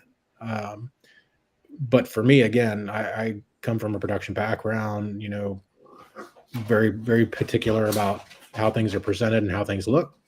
And until I'm confident that we can get to that point, then, it's just going to be shows up on YouTube as soon as we can get them up on YouTube. But eventually we'll get our shows up streaming. Fantastic. Well, that kind of does it, man. We're kind of cut the card in half there. We talked about the entire event, 48 hours away. CSWtickets.com for those of you who do not have your tickets yet. By the way, what are you waiting for? You should have already got your tickets already. We've been promoting it for 6-8 weeks now. Yeah, seems like 2 years. It seems like this has been like 2 years. Like, right. Oh, I'm ready. It is crazy because it does. For us, I talk about it. I got mixed up because we talked about with Moonshine. I said something and I said, yeah, it was 6 weeks ago, and he goes, no, it's only been 3 weeks, and I'm, just everything seems like this whole process. It's been awesome, man, and cannot wait for this deal, and should be a hell of a show, man. Yeah, it's gonna be a good one. I know that. I don't know a lot, but I know this show is gonna kick ass. Hell yeah. Well, Joe, I appreciate you taking the time out, man. We'll we'll see you on Saturday. And, yeah, for sure. We'll see you guys on Saturday, and everybody else, get some tickets. If you already got them, we'll see you Saturday. If you're still on the fence, I did my best. All right, buddy. All right, fellas. We'll talk. All right, see you later. Thank you. Right, man. That was it. Joe McDonald, co-owner CSW. So we are 48 hours away, Brian. I'm excited. Joe's such a good dude. I've known Joe now for almost a year, and we hit it off right away. He said, I was promoting the show yesterday on Twitter, and he said, "Oh, I'm not that exciting." I mean, he just proved himself wrong, right? He's a good interview. Dude, that was awesome, man. Like, he had a lot of good stories. He went in depth, which we love. We had Michael Strider on, I just told them I get my weeks mixed up.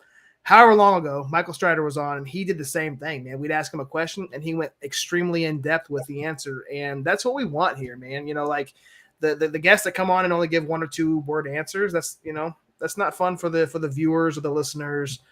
I'm really glad that he was able to kind of elaborate on some of the, the beginning of CSW and the entire event. So, all right, guys.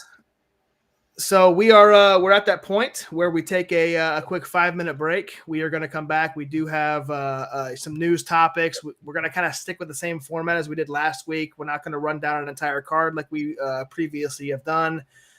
We've got multiple promotions from Western Kansas all the way over to St. Louis, covering both Kansas and Missouri. Got some news, some match announcements. So stay tuned here. We'll be back in about 5 minutes to run down that. So we'll see you guys here in 5.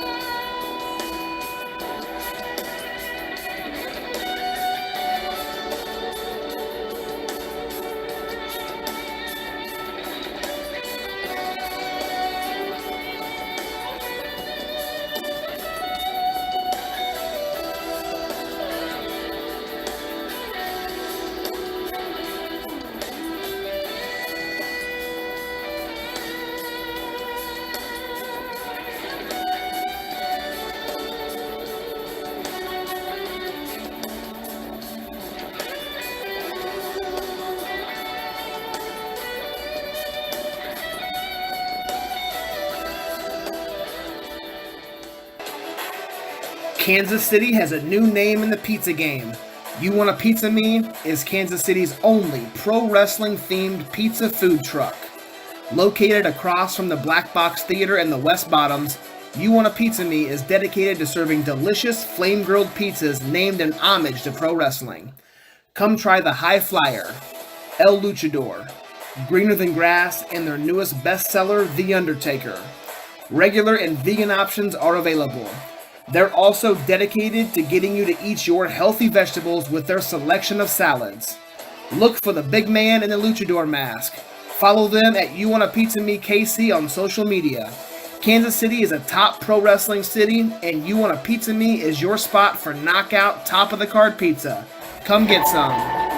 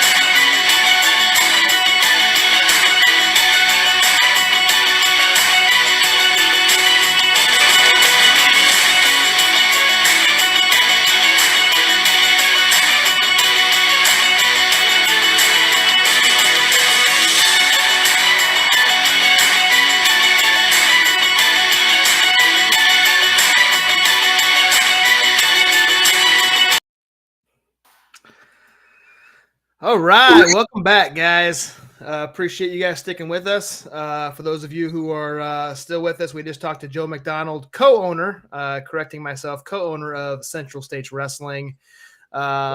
Great guy. Cannot wait to see him out there at the Camelot Ballroom this Saturday, August 27th. So should be fun there. Dad the Trainer.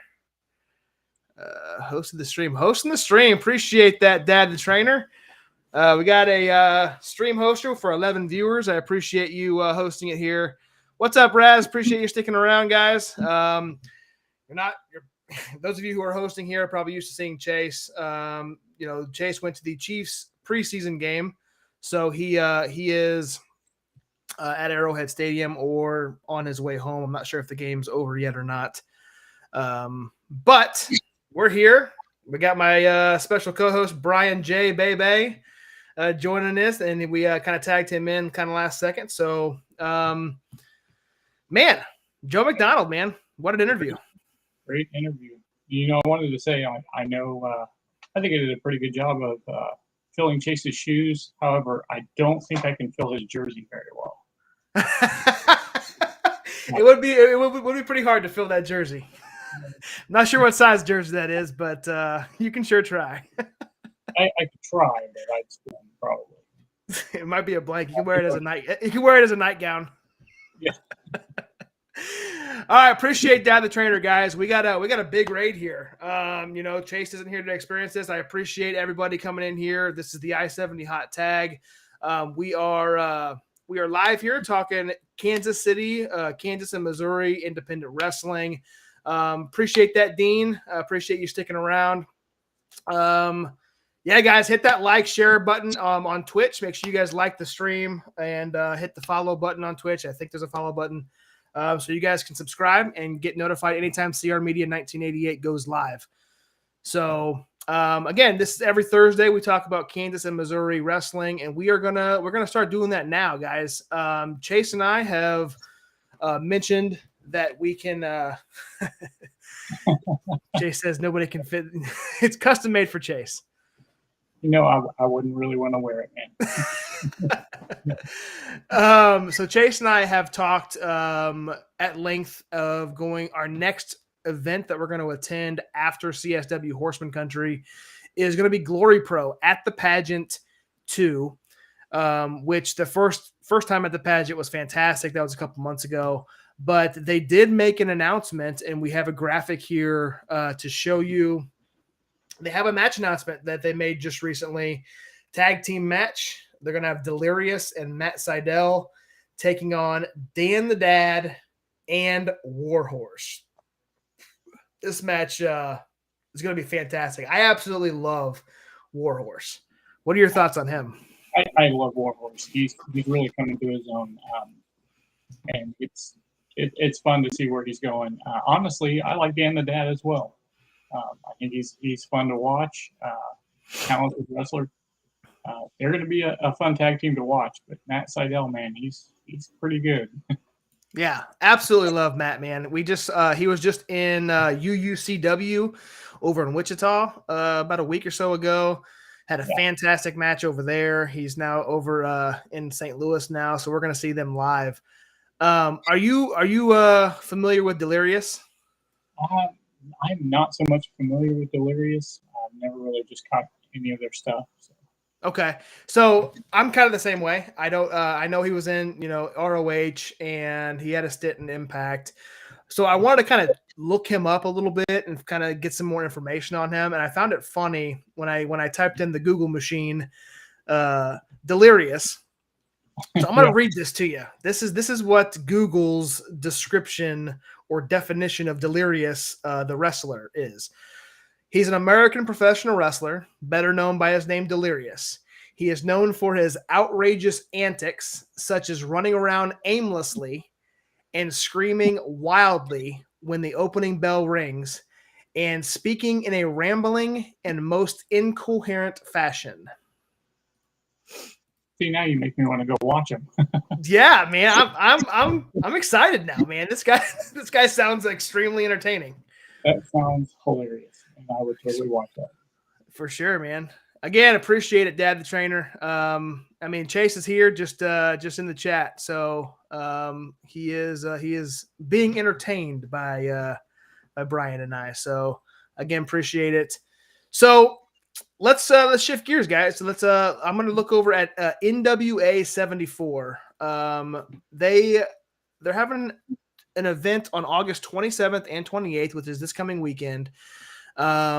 Not to overshadow Horsemen Country, but I did want to kind of call this out. If you follow Camaro Jackson or Mike Outlaw on Twitter or on social medias, they've been cutting fantastic promos on each other. And they both have been tagging NWA in each promo. They don't specifically say it in their promos, but when they post it, it's at NWA. So I'm thinking what's going to happen, because both men are going to be at Horseman Country on the 27th. What I'm thinking is going to happen is they're going to turn around and drive back to St. Louis for that NWA event on the 28th, and they're going to have a match against each other. NWA. That same thing. Only I think they're going to be driving back in different cars. I don't think they'll be together. Yeah, they won't. Yeah, I got to keep kayfabe and not act like you like each other. I'm telling you, man. Yeah. So, two fantastic wrestlers. We have, I absolutely love both of these guys. Mike Outlaw is tearing through St. Louis. He's running through Glory Pro, and now he's going to be in NWA. And I have grown to love the Quad Father, as have Chase, and he can attest to this in the chat. Like I said, I saw his first match at it was a student show with Kenny Alfonso, and I just saw on them both. I was like, they're going to be amazing. Yeah. Yeah. So that should, I'm not sure. I'm getting some feedback. Sorry. I'm not sure of the entire NWA card, but that's going to be very intriguing to watch that one. So I haven't looked it up yet, but I'm going to. Okay. Good deal. So, shifting a little bit over to Springfield, Missouri, we talked about the new promotion that's kind of taking over for ICWF, which is closing down or going on hiatus, is what they called it. Their social media is shutting down, so we're not going to be able to, within the next week or so, we're not going to see anything ICWF anymore. But they've opened a promotion called Show Me Pro Wrestling, which I absolutely love that name. It just embodies the state of Missouri. Be it, as we've heard a lot of companies and a lot of wrestlers and promoters talk about how they hate the Missouri Athletic Commission. Rightfully so. We've also heard some promoters say, it's not that bad. It's just a couple more hoops to jump through. So some promoters bill it out to be extremely terrible. Some say, it's not that bad. So it's probably somewhere in the middle. But Show Me Pro Wrestling, man, it starts up in November is their first show. October, end of October is when their first show is, and they've announced their first match. And their first match is going to be the former or the final ICWF champion, which they're not going to recognize that.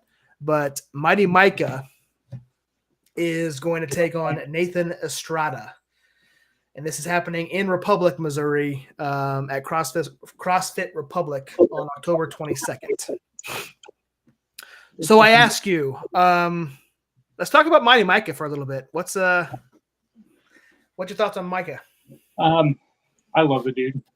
I absolutely, he's one of the guys that I'll always push. I've known him though since he was probably sophomore in high school. And just seeing his growth and getting into pro wrestling, the dude's done nothing but get better and better and more over and over. All the promotions you see him in, he's getting over. And one day, as Chase just said, he will be a Howlett. I have full faith in that. Man, speaking of that, we got a Journey Pro event. I'm going off script. Chase knows I like to do this. Chase does it to me all the time, so I'm going off script to you. You're Mighty Howlett, Micah Howlett. Yes, sir. This guy has been asking the Howletts to be a Howlett for what now? Day 100, day 200. I don't know. 300. Yeah, it's on and on. And then we talked about it last week. I wanted to get your opinion here. We talked about how Journey Pro is going to have, the Premier taking on Jeremy Wyatt and Justin Fowler at tomorrow night at Weekend at Journeys. When the real match is a trios match that we want to we want that, the bitch brigade, like Hoodie likes to call them, against the Howletts, which includes Micah Howlett. So what's your, what are your thoughts about this upcoming match at Journey Pro and the whole Howlett deal with Micah? I think, and this is just me thinking, I don't know how they're actually thinking, but I'm pretty sure that Hoodie is in with Micah. I think Hoodie would take Micah in right now. I think Anaya's still kind of holding out, but maybe after that last show, maybe he just wants to see a little something more. Because he did come out and kind of say Micah at that last show. So I see it happening. It's just they're not all three on the same page yet. But yeah, the money's there. If they book that, or if Anaya decides to let them in, it'll happen. And I have full faith that it'll happen one day. I agree. I 100% agree. And, Hoodie said something about Micah needs to show that fire, that passion. He needs to turn it up. He needs to drop. He didn't specifically say he needs to drop the superhero, but he he needs to ramp it up. And we saw a little bit of that last month when he rushed to the ring with that steel chair. I think we saw it the month before when he was taking on Fowler then. And yeah, I think Mike is going to bring it to him. Yep. So, all right. So moving on here. So there was a tweet from AEW, one of the best tag teams or the best tag team. It's arguable to tell me any other tag team that's better than FTR. But Dax Harwood tweeted out, and I've got it here. Wanted to say, he was basically saying that he has an opportunity to work one singles match for an independent wrestling show. And he's trying to find the right opponent for that match. And of course, the very opinionated, the guy who crashed our live here an hour ago, whatever. Still not sure how he can break through come into this stream without an invite, because I have to send you the link to get here. But nevertheless, Jeremy Wyatt expressed his interest in nominating himself, of course, to take on Dax, because nobody kicks out of his Coronation Pile Driver. So, man, could you imagine seeing Dax Harwood versus Jeremy Wyatt? See that match right there would just print money. I mean, I don't like talking about it as a business, which it is, but man, you sell so many tickets for that match. As bad as Jeremy Wyatt is, he's a wonderful technical wrestler. He's really good. That would just be an amazing match to me. I'm all for it. And I even said that, I think, in the replies. But yeah, even Fred Yehai, would be, if you haven't watched Yehai in the hour-long match with Jeremy Wyatt, I highly recommend it. Or even go back and watch him at Journey Pro when they were at the bar. That match was amazing. You know what? If Jeremy Wyatt gets this match, maybe Dax gives him a pile driver and knocks some sense into him. I would love to see it. Probably won't, but yeah. I think it's an amazing match, personally. I agree. So, not to put you on the spot, but if it's not Jeremy Wyatt, let's just say you could pick any other independent wrestler in our area to take on Dax Harwood in this match, who would you pick to take him on? Who do you think would give the best match? That's tough. Because I have a lot of friends in the wrestling business working with CSW, Journey Pro, Anarchy. I would have to say I'm going to go with a young guy here, because he's one of my favorite people and one of my favorite wrestlers. I'm going to go Kenny Alfonso. I have no argument there. That's who I was thinking of as well. He's just fire right now. I mean, he is. Good. That man is going to be holding gold at some point very soon, whether or not it's in Central States or Journey Pro. I guess he doesn't. I don't know if he's ever wrestled in CSW or not, but has he? Yeah. He has. Okay, so Journey Pro, and he's obviously running through St. Louis as well. So, Kyle, this is not a guest. This is the co-host. I'll answer that for you if you want. Go ahead and tell Kyle, who's your favorite wrestler of all time. Of all time, it's got to be Ricky the Dragon Steamboat. That's fantastic. Appreciate you joining in, Kyle. Man, we already had our interview. We interviewed CSW owner Joe McDonald, so we're just kind of running through the card here, or not card, but the news stories. Sorry, getting all mixed up here. I couldn't argue the Kenny Alfonso choice. Again, that's who I probably would have picked. That's the first name that came to my mind. I do really enjoy Gary J as well.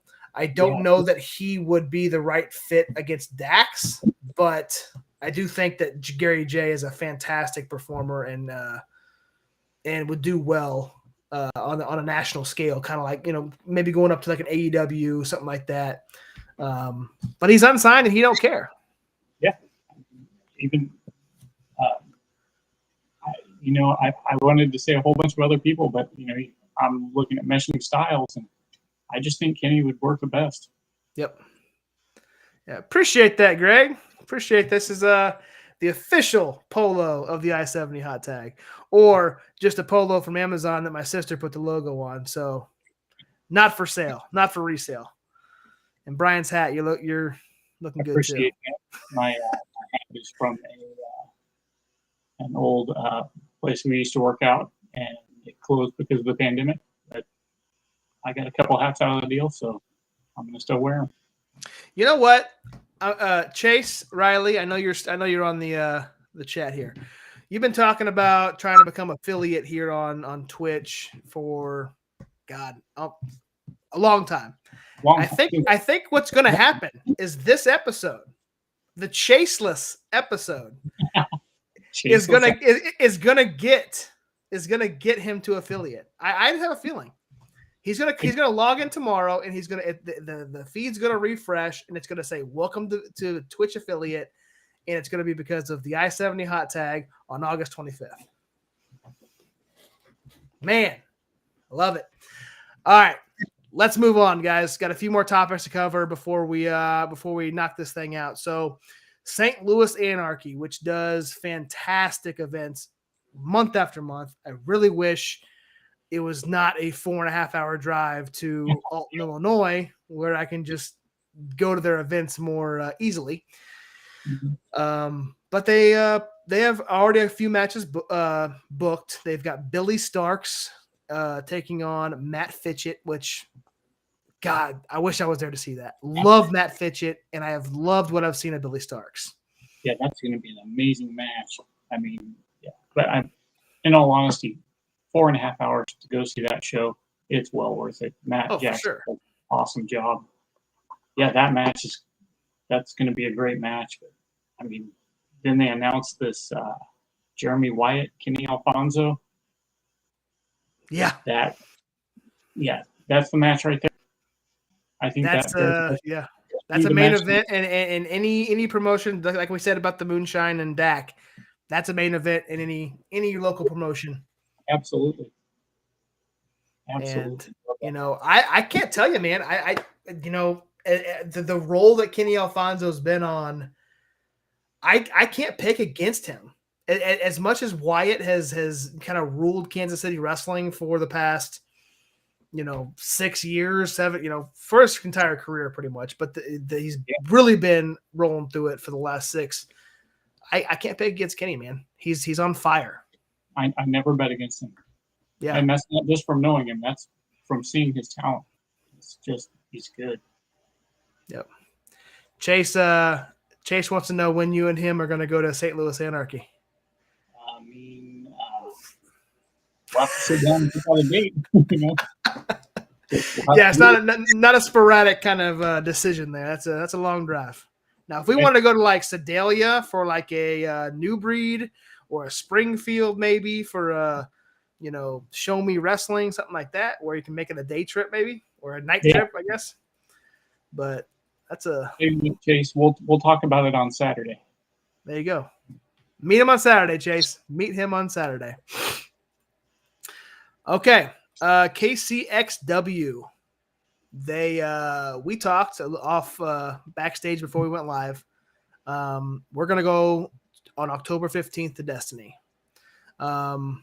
You expressed interest in potentially going to that. Hopefully you'll be able to join us for the event. It can be fun. But this will be our first KCXW event, and they released just recently a new T-shirt design for this event. So you can buy it from the KCXW Facebook page. You got to reach out to I'm not sure what her name is off the top of my head, but if you log into their Facebook, you'll be able to see her post, and you can buy it through there. So you can see here, cool looking design. I love the KCXW logo. It's just very well done. But you can see Ryan the Infinite's kind of headlining this, as well as El Diablo, I believe that's Shylin on the far right. So, I like it. And Dean Houston, if he's still in here, he can correct me, but I'm pretty sure that's Shylin. So, pretty cool looking shirt, guys. For a pretty big event. The last event that the KCXW put on at Soccer Nation was a sellout, and they ran out of chairs. So it was very well perceived, and they're probably expecting another sellout. So if you guys want tickets, just like Joe's saying on Horseman Country, you're going to need to buy early, because if you walk up, most likely you're not going to have a chair. It's going to be standing room only, which could be fun, standing for 3 hours. Yeah, Chase and I stood for almost the entire Journey Pro event, and standing on that pavement, rock, gravel, whatever that was. It was toward the end of the night where we started taking turns sitting in a chair. I don't blame you.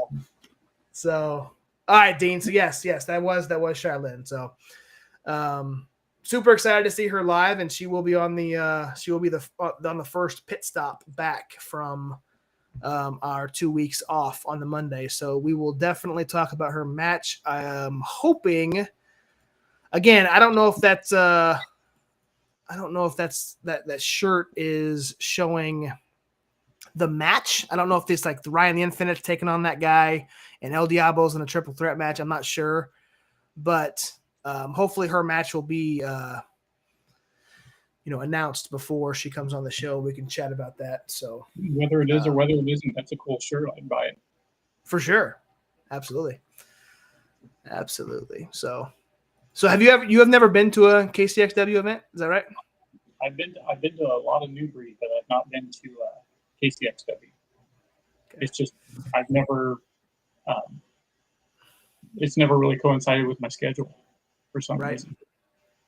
Yeah, the bad thing is they run kind of I guess kind of infrequent, I guess is the right word. They don't run every month or every other month, kind of like CSW and Journey. So I think their last event was the first month we started this podcast. So they run probably 3 or 4 times a year, it looks like. So definitely don't want to miss this one. This looks like it's going to be a good show. So speaking of New Breed, we got a video I'm going to want to share with you guys. This was posted on their Facebook page about 4 or 5 days ago, roughly. So let's just run the video, and we'll chat about it when it's over here.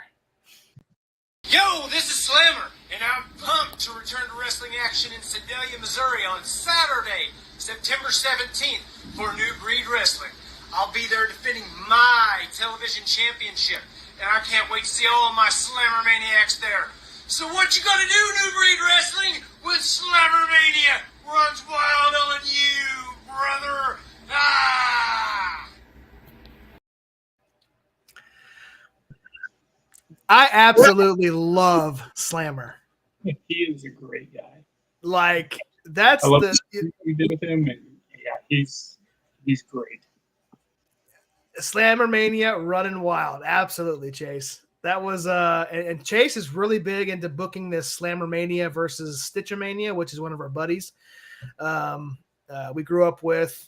His name's Derek Stitch, and he was a huge Hulk Hogan fan, and he kind of dubbed a nickname, and he called himself Stitchamania, and that's just kind of what we call him. So now, when the I-70 hot tag in some alternate Doctor Strange universe, when we're running a wrestling event, we're going to book Slammer Mania versus Stitchamania, and that's going to be the marquee match. So that would be awesome. But dude, Slammer, great guy, super down to earth. Our interview was great with him. I'm hoping to get him on at some time in the future where we can get him in a better area where we can actually. He had some audio issues, but he is extremely over in New Breed, and the fans. It's almost like in a much smaller scale because New Breed is kind of a smaller crowd than CSW, but I want to compare the crowd reaction to Slammer similar to Luigi Primo. Oh yeah, to where his music hits, which again it's Hulk Hogan's music, so you're going to hear Real American or his WCW version American made. But still, that music hits, the crowd just erupts pretty much. So yeah, it's good. It's definitely good. I've worked with New Breed before, and yeah, their crowds are very passionate about who they love, and they love Slammer. They do love Slammer, and Slammer's awesome. Stitchamania versus Slammermania is the marquee matchup wrestling fans didn't know they needed. Absolutely, Chase. We heard Joe talking about upgrading the quality of old video. Didn't realize Slammer could downgrade video quality that much. Yeah, his I don't know if you're yeah, it was rough. So anyway, he's going to be at New Breed in Sedalia. Like I said, Sedalia's only, I talked to Chase about this last week. Sedalia is only an hour and a half away from where we live. So we could definitely make it out to a New Breed event kind of sporadically. Just be kind of a long drive, not long drive, but it'll just be a late night drive home. But we're definitely going to make it out to there, whether it not be in September, maybe an October event. So. Yep. All right, and we last topic, man. This is we haven't talked about WLW much on the show since we've had Derek Stone on. Derek Stone was one of our first handful of guests we had on, which was extremely fantastic interview. But they've announced at their Stars and Stripes event that Moses the Deliverer on September 10th is going to take on Superstar Steve. And this is happening in Troy, Missouri, I believe, at the race, Harley Race Wrestling Arena. Yep, Harley Race Wrestling Arena in Troy. So I've talked to Chase about this. Have you seen Superstar Steve wrestle in person? I have seen him with New Breed, and Superstar Steve, he's been around for a while. He's good. He's just one of those guys that technically knows what he needs to do and just goes out there and does it. He does his business, and he's good at it. On the other hand, me, I love technical difficulties, and I love Moses the Deliverer, so it should be a good match. I like both of them, but I probably lean towards Moses. Yeah. Yeah, I've seen, Moses. I was just introduced to us starting this podcast with technical difficulties in Glory Pro. And, I've talked to Chase a couple times about this. I went to a WLW event in Harrisonville when I was in high school back in 2005-ish, 2006. And Superstar Steve was on the card. And he was one of the wrestlers that just kind of stuck out to me as someone that I remembered. He made an impression on me, and I hope that I can see him wrestle again before he decides. I don't know how close he is to retirement. He may be wrestling for 10 more years. Who knows? But I'm just hoping that I'm able to see him live again because, yeah, he's fantastic. But flip side again, Moses, guy's on a roll, and I think you're right. I think in this instance, in this scenario, I think I'll probably lean Moses as well. Yeah, and with Superstar Steve, just to let you know, he does wrestle with New Breed. Yes, I did, and he's actually wrestling. Do I have this graphic? I do not, because I was not planning on talking about it. We talked about it last week. It's on the rundown here. He's wrestling in New Breed on September 17th in I believe the event is called Friends Make Better Enemies, or that could have been just the dubbed, graphic for that match. But Superstar Steve is wrestling Derek McQuinn in a street fight on September 17th. So on September 10th in WLW, he's wrestling Moses the Deliverer. And then 1 week later, he's in Sedalia wrestling Derek McQuinn in the street fight. So 2 chances to see Mr. Superstar Steve. So yeah. Superstar Steve, if you are watching this podcast by any chance, we want you to come on the I-70 hot tag and talk to us about your illustrious career here in Harley Races Academy and the entire Missouri, Kansas area. Chase is plugging the Discords. Look at that. He is. We have a Discord, guys. I was talking to Bryan about this off air. We have a Discord. It is I don't know how to. The link's there if you guys can see it. If you click on it, you can join. If you don't have a Discord, you can just create one. It's just a message board for all of CR Media's events and shows, which includes the I-70 hot tag, includes the pit stop, Arrowhead Asylum, talks about Chiefs, and the AEW Dynamite post show, which is on Wednesday night. So,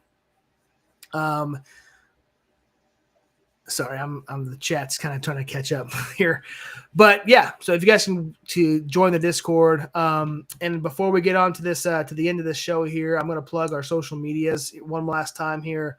Follow the I-70 hot tag on all social media platforms. I run pretty much every platform you can follow us on: Instagram, Twitter, Facebook, TikTok, YouTube. We're live on YouTube right now. Dean says we definitely need to come to New Breed on September 17th. I'm gonna try, man. I'm gonna try.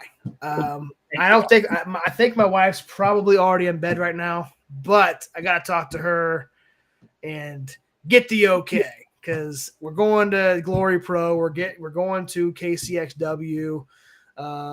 So it's gonna be a spur of the moment thing. So I think I might say, hey, I'm gonna go to Sedalia on this random Saturday. I don't see us staying in Sedalia. I work for Pepsi, and Sedalia is one of my locations. So I could try to work it around work, but I don't see me ever staying the night in Sedalia since it's so close. So anyway, guys. So also I-70 hot tag. You can follow Chase at CR Media 1988. His platforms are exactly the same. You know, he's got a Twitch, Twitter, TikTok, Instagram, Facebook, YouTube. Most importantly, that Twitch. Follow, like, subscribe, hit the notification bell so you get notified when we go live. That is the preferred platform, so we can get Twitch affiliate, which, again, like I've already said, it's going to happen tonight. Can feel it. We're going to hit that. You should do what I do, Josh. Always disappoint your wife so she's not shocked anymore. My wife is numb to it. Well, you know, maybe. We'll see. We'll see. Yeah. So, Bryan, tell us again. I know you got only one, but tell us where we can follow you on social media. I'm just on Twitter. You can follow me at Bryan_J, JAY_. And I mean, honestly, just go follow Central States. Go follow any of your indie promotions, the wrestlers they have there. You know, I'd rather put them over than myself. So I do promote a lot of that stuff, though. That's Absolutely. basically where you find me. Absolutely, guys. Chase likes to always talk about, you know, our TikToks. Try to go follow our TikTok accounts, both CR Media 1988 and the I-70 hot tag. Chase has many more followers than the I-70 account does. So Chase always likes to say we're going to try to saturate the market once we get to 1,000 so we can go live. So once we get there, man, we can post a lot more content on there. Once we tackle Twitch, we're going to tackle TikTok, we're going to tackle YouTube, we're going to do everything. We got a lot of cool stuff coming, guys, and I think we're on our way to doing that. So check out Astonishing Austin Mulatalo. He wrestled Luke Langley just recently in New Breed. I remember that, and I've heard a lot of good things about him. So I saw him and Shailene actually kind of going back and forth on Facebook the other day. Jokingly, it looked like. So anyway, guys, we're getting close to the end here. We're over 2 hours. We're 2.5 hours now. This has been a long one here. So future indie shows, Bryan, what indie shows we got coming up in the next few weeks? So coming up, I know this Friday we've got Journey Pro is having Weekend at Journeys 2 at Lemonade Park. Then obviously August 27th, everybody should be at CSW Horsemen Country. September 10th is World League Wrestling presents Stars and Stripes. Derek Stone, Leland Race, Camaro Jackson are all in action there. New Breed Wrestling is Friends Make Better Enemies in Sedalia. Superstar Steve versus Derek McQueen in a street fight. So I don't know if he's that far away from retirement if he's doing street fights right now. I think we got a while with him, hopefully. Right. So you want to keep going on this one, or No, man, that's good. I think that kind of wraps up the next couple weeks. It's going to be a good slew of events coming, and I think if you guys are close to those events, again, Journey Pro is tomorrow night. If you guys cannot make it to Lemonade Park tomorrow night, you can go to their Twitch page. I had it posted a little bit earlier, twitch.tv/Journey2Anarchy. They do a great job at the live, the live streaming aspect of it. Obviously, it's not as professional as a CSW event you would see on YouTube. It's not the quality of that as well because, you're getting the editing. But again, it's a great way for Chase and I and anybody else who cannot go to these events to watch them. Raz in Australia, you can watch this live. And that's for St. Louis Anarchy as well. So, and CR Media, wanted to let you guys know, CR Media 1988 on Twitch will be hosting Journey Pro tomorrow night. So be sure to check that out. Future podcast shows, guys. So this coming Monday, again, we are off. There's no guests for the I-70 Hot Tag presents the pit stop. There's no show. I'm sorry. But then on September 1st, which is next Thursday, we are going to recap our entire Horseman Country experience. We're going to take video. We're going to try to get some interviews. We're going to talk to the fans. We're going to piece that all together as best as we can and present that to you next Thursday. And we're going to run down the card. We're going to run down the results like we do every time we go to an event, talk about our experiences. So that'll be a fun time. I can't wait. Fun day. It'll be good stuff. And then September 8th, which is the following Thursday, as you saw on our mid-show break, our next guest is on September 8th, the I-70 Hot Tag. We're going to have Darian Bangston on the show, and I'm extremely excited for that one. I'm excited for that one. Yeah, it's going to be fun. Yeah, we talked to him at Journey Pro a couple weeks ago, and great dude. Appreciate that, Greg. Appreciate you sticking around. It was a fun show, Bryan. I thank you wholeheartedly for hopping on here in such short notice to co-host this with me. I told you guys that before. I'll come on anytime you need me to. I appreciate the opportunity. And you know what, man? We may tag you in for a third co-host one of these times. I know eventually Chase or I are gonna need to take a night off. We just tag you in, whatever. I get a super appreciate it. I'm great job tonight. I had a lot of fun and can't wait to see you on Saturday, man. Yeah, man, we'll have a lot of fun Saturday. All right, guys. Well, appreciate everybody for sticking around and watching the show. We will talk to you guys next Thursday on the I-70 Hot Tag. But if you're a CR Media fan, he'll be live on Tuesday for Arrowhead Asylum. So with that, I'm going to have the pleasure of ending this stream with the Chase special here. Good fight and good night.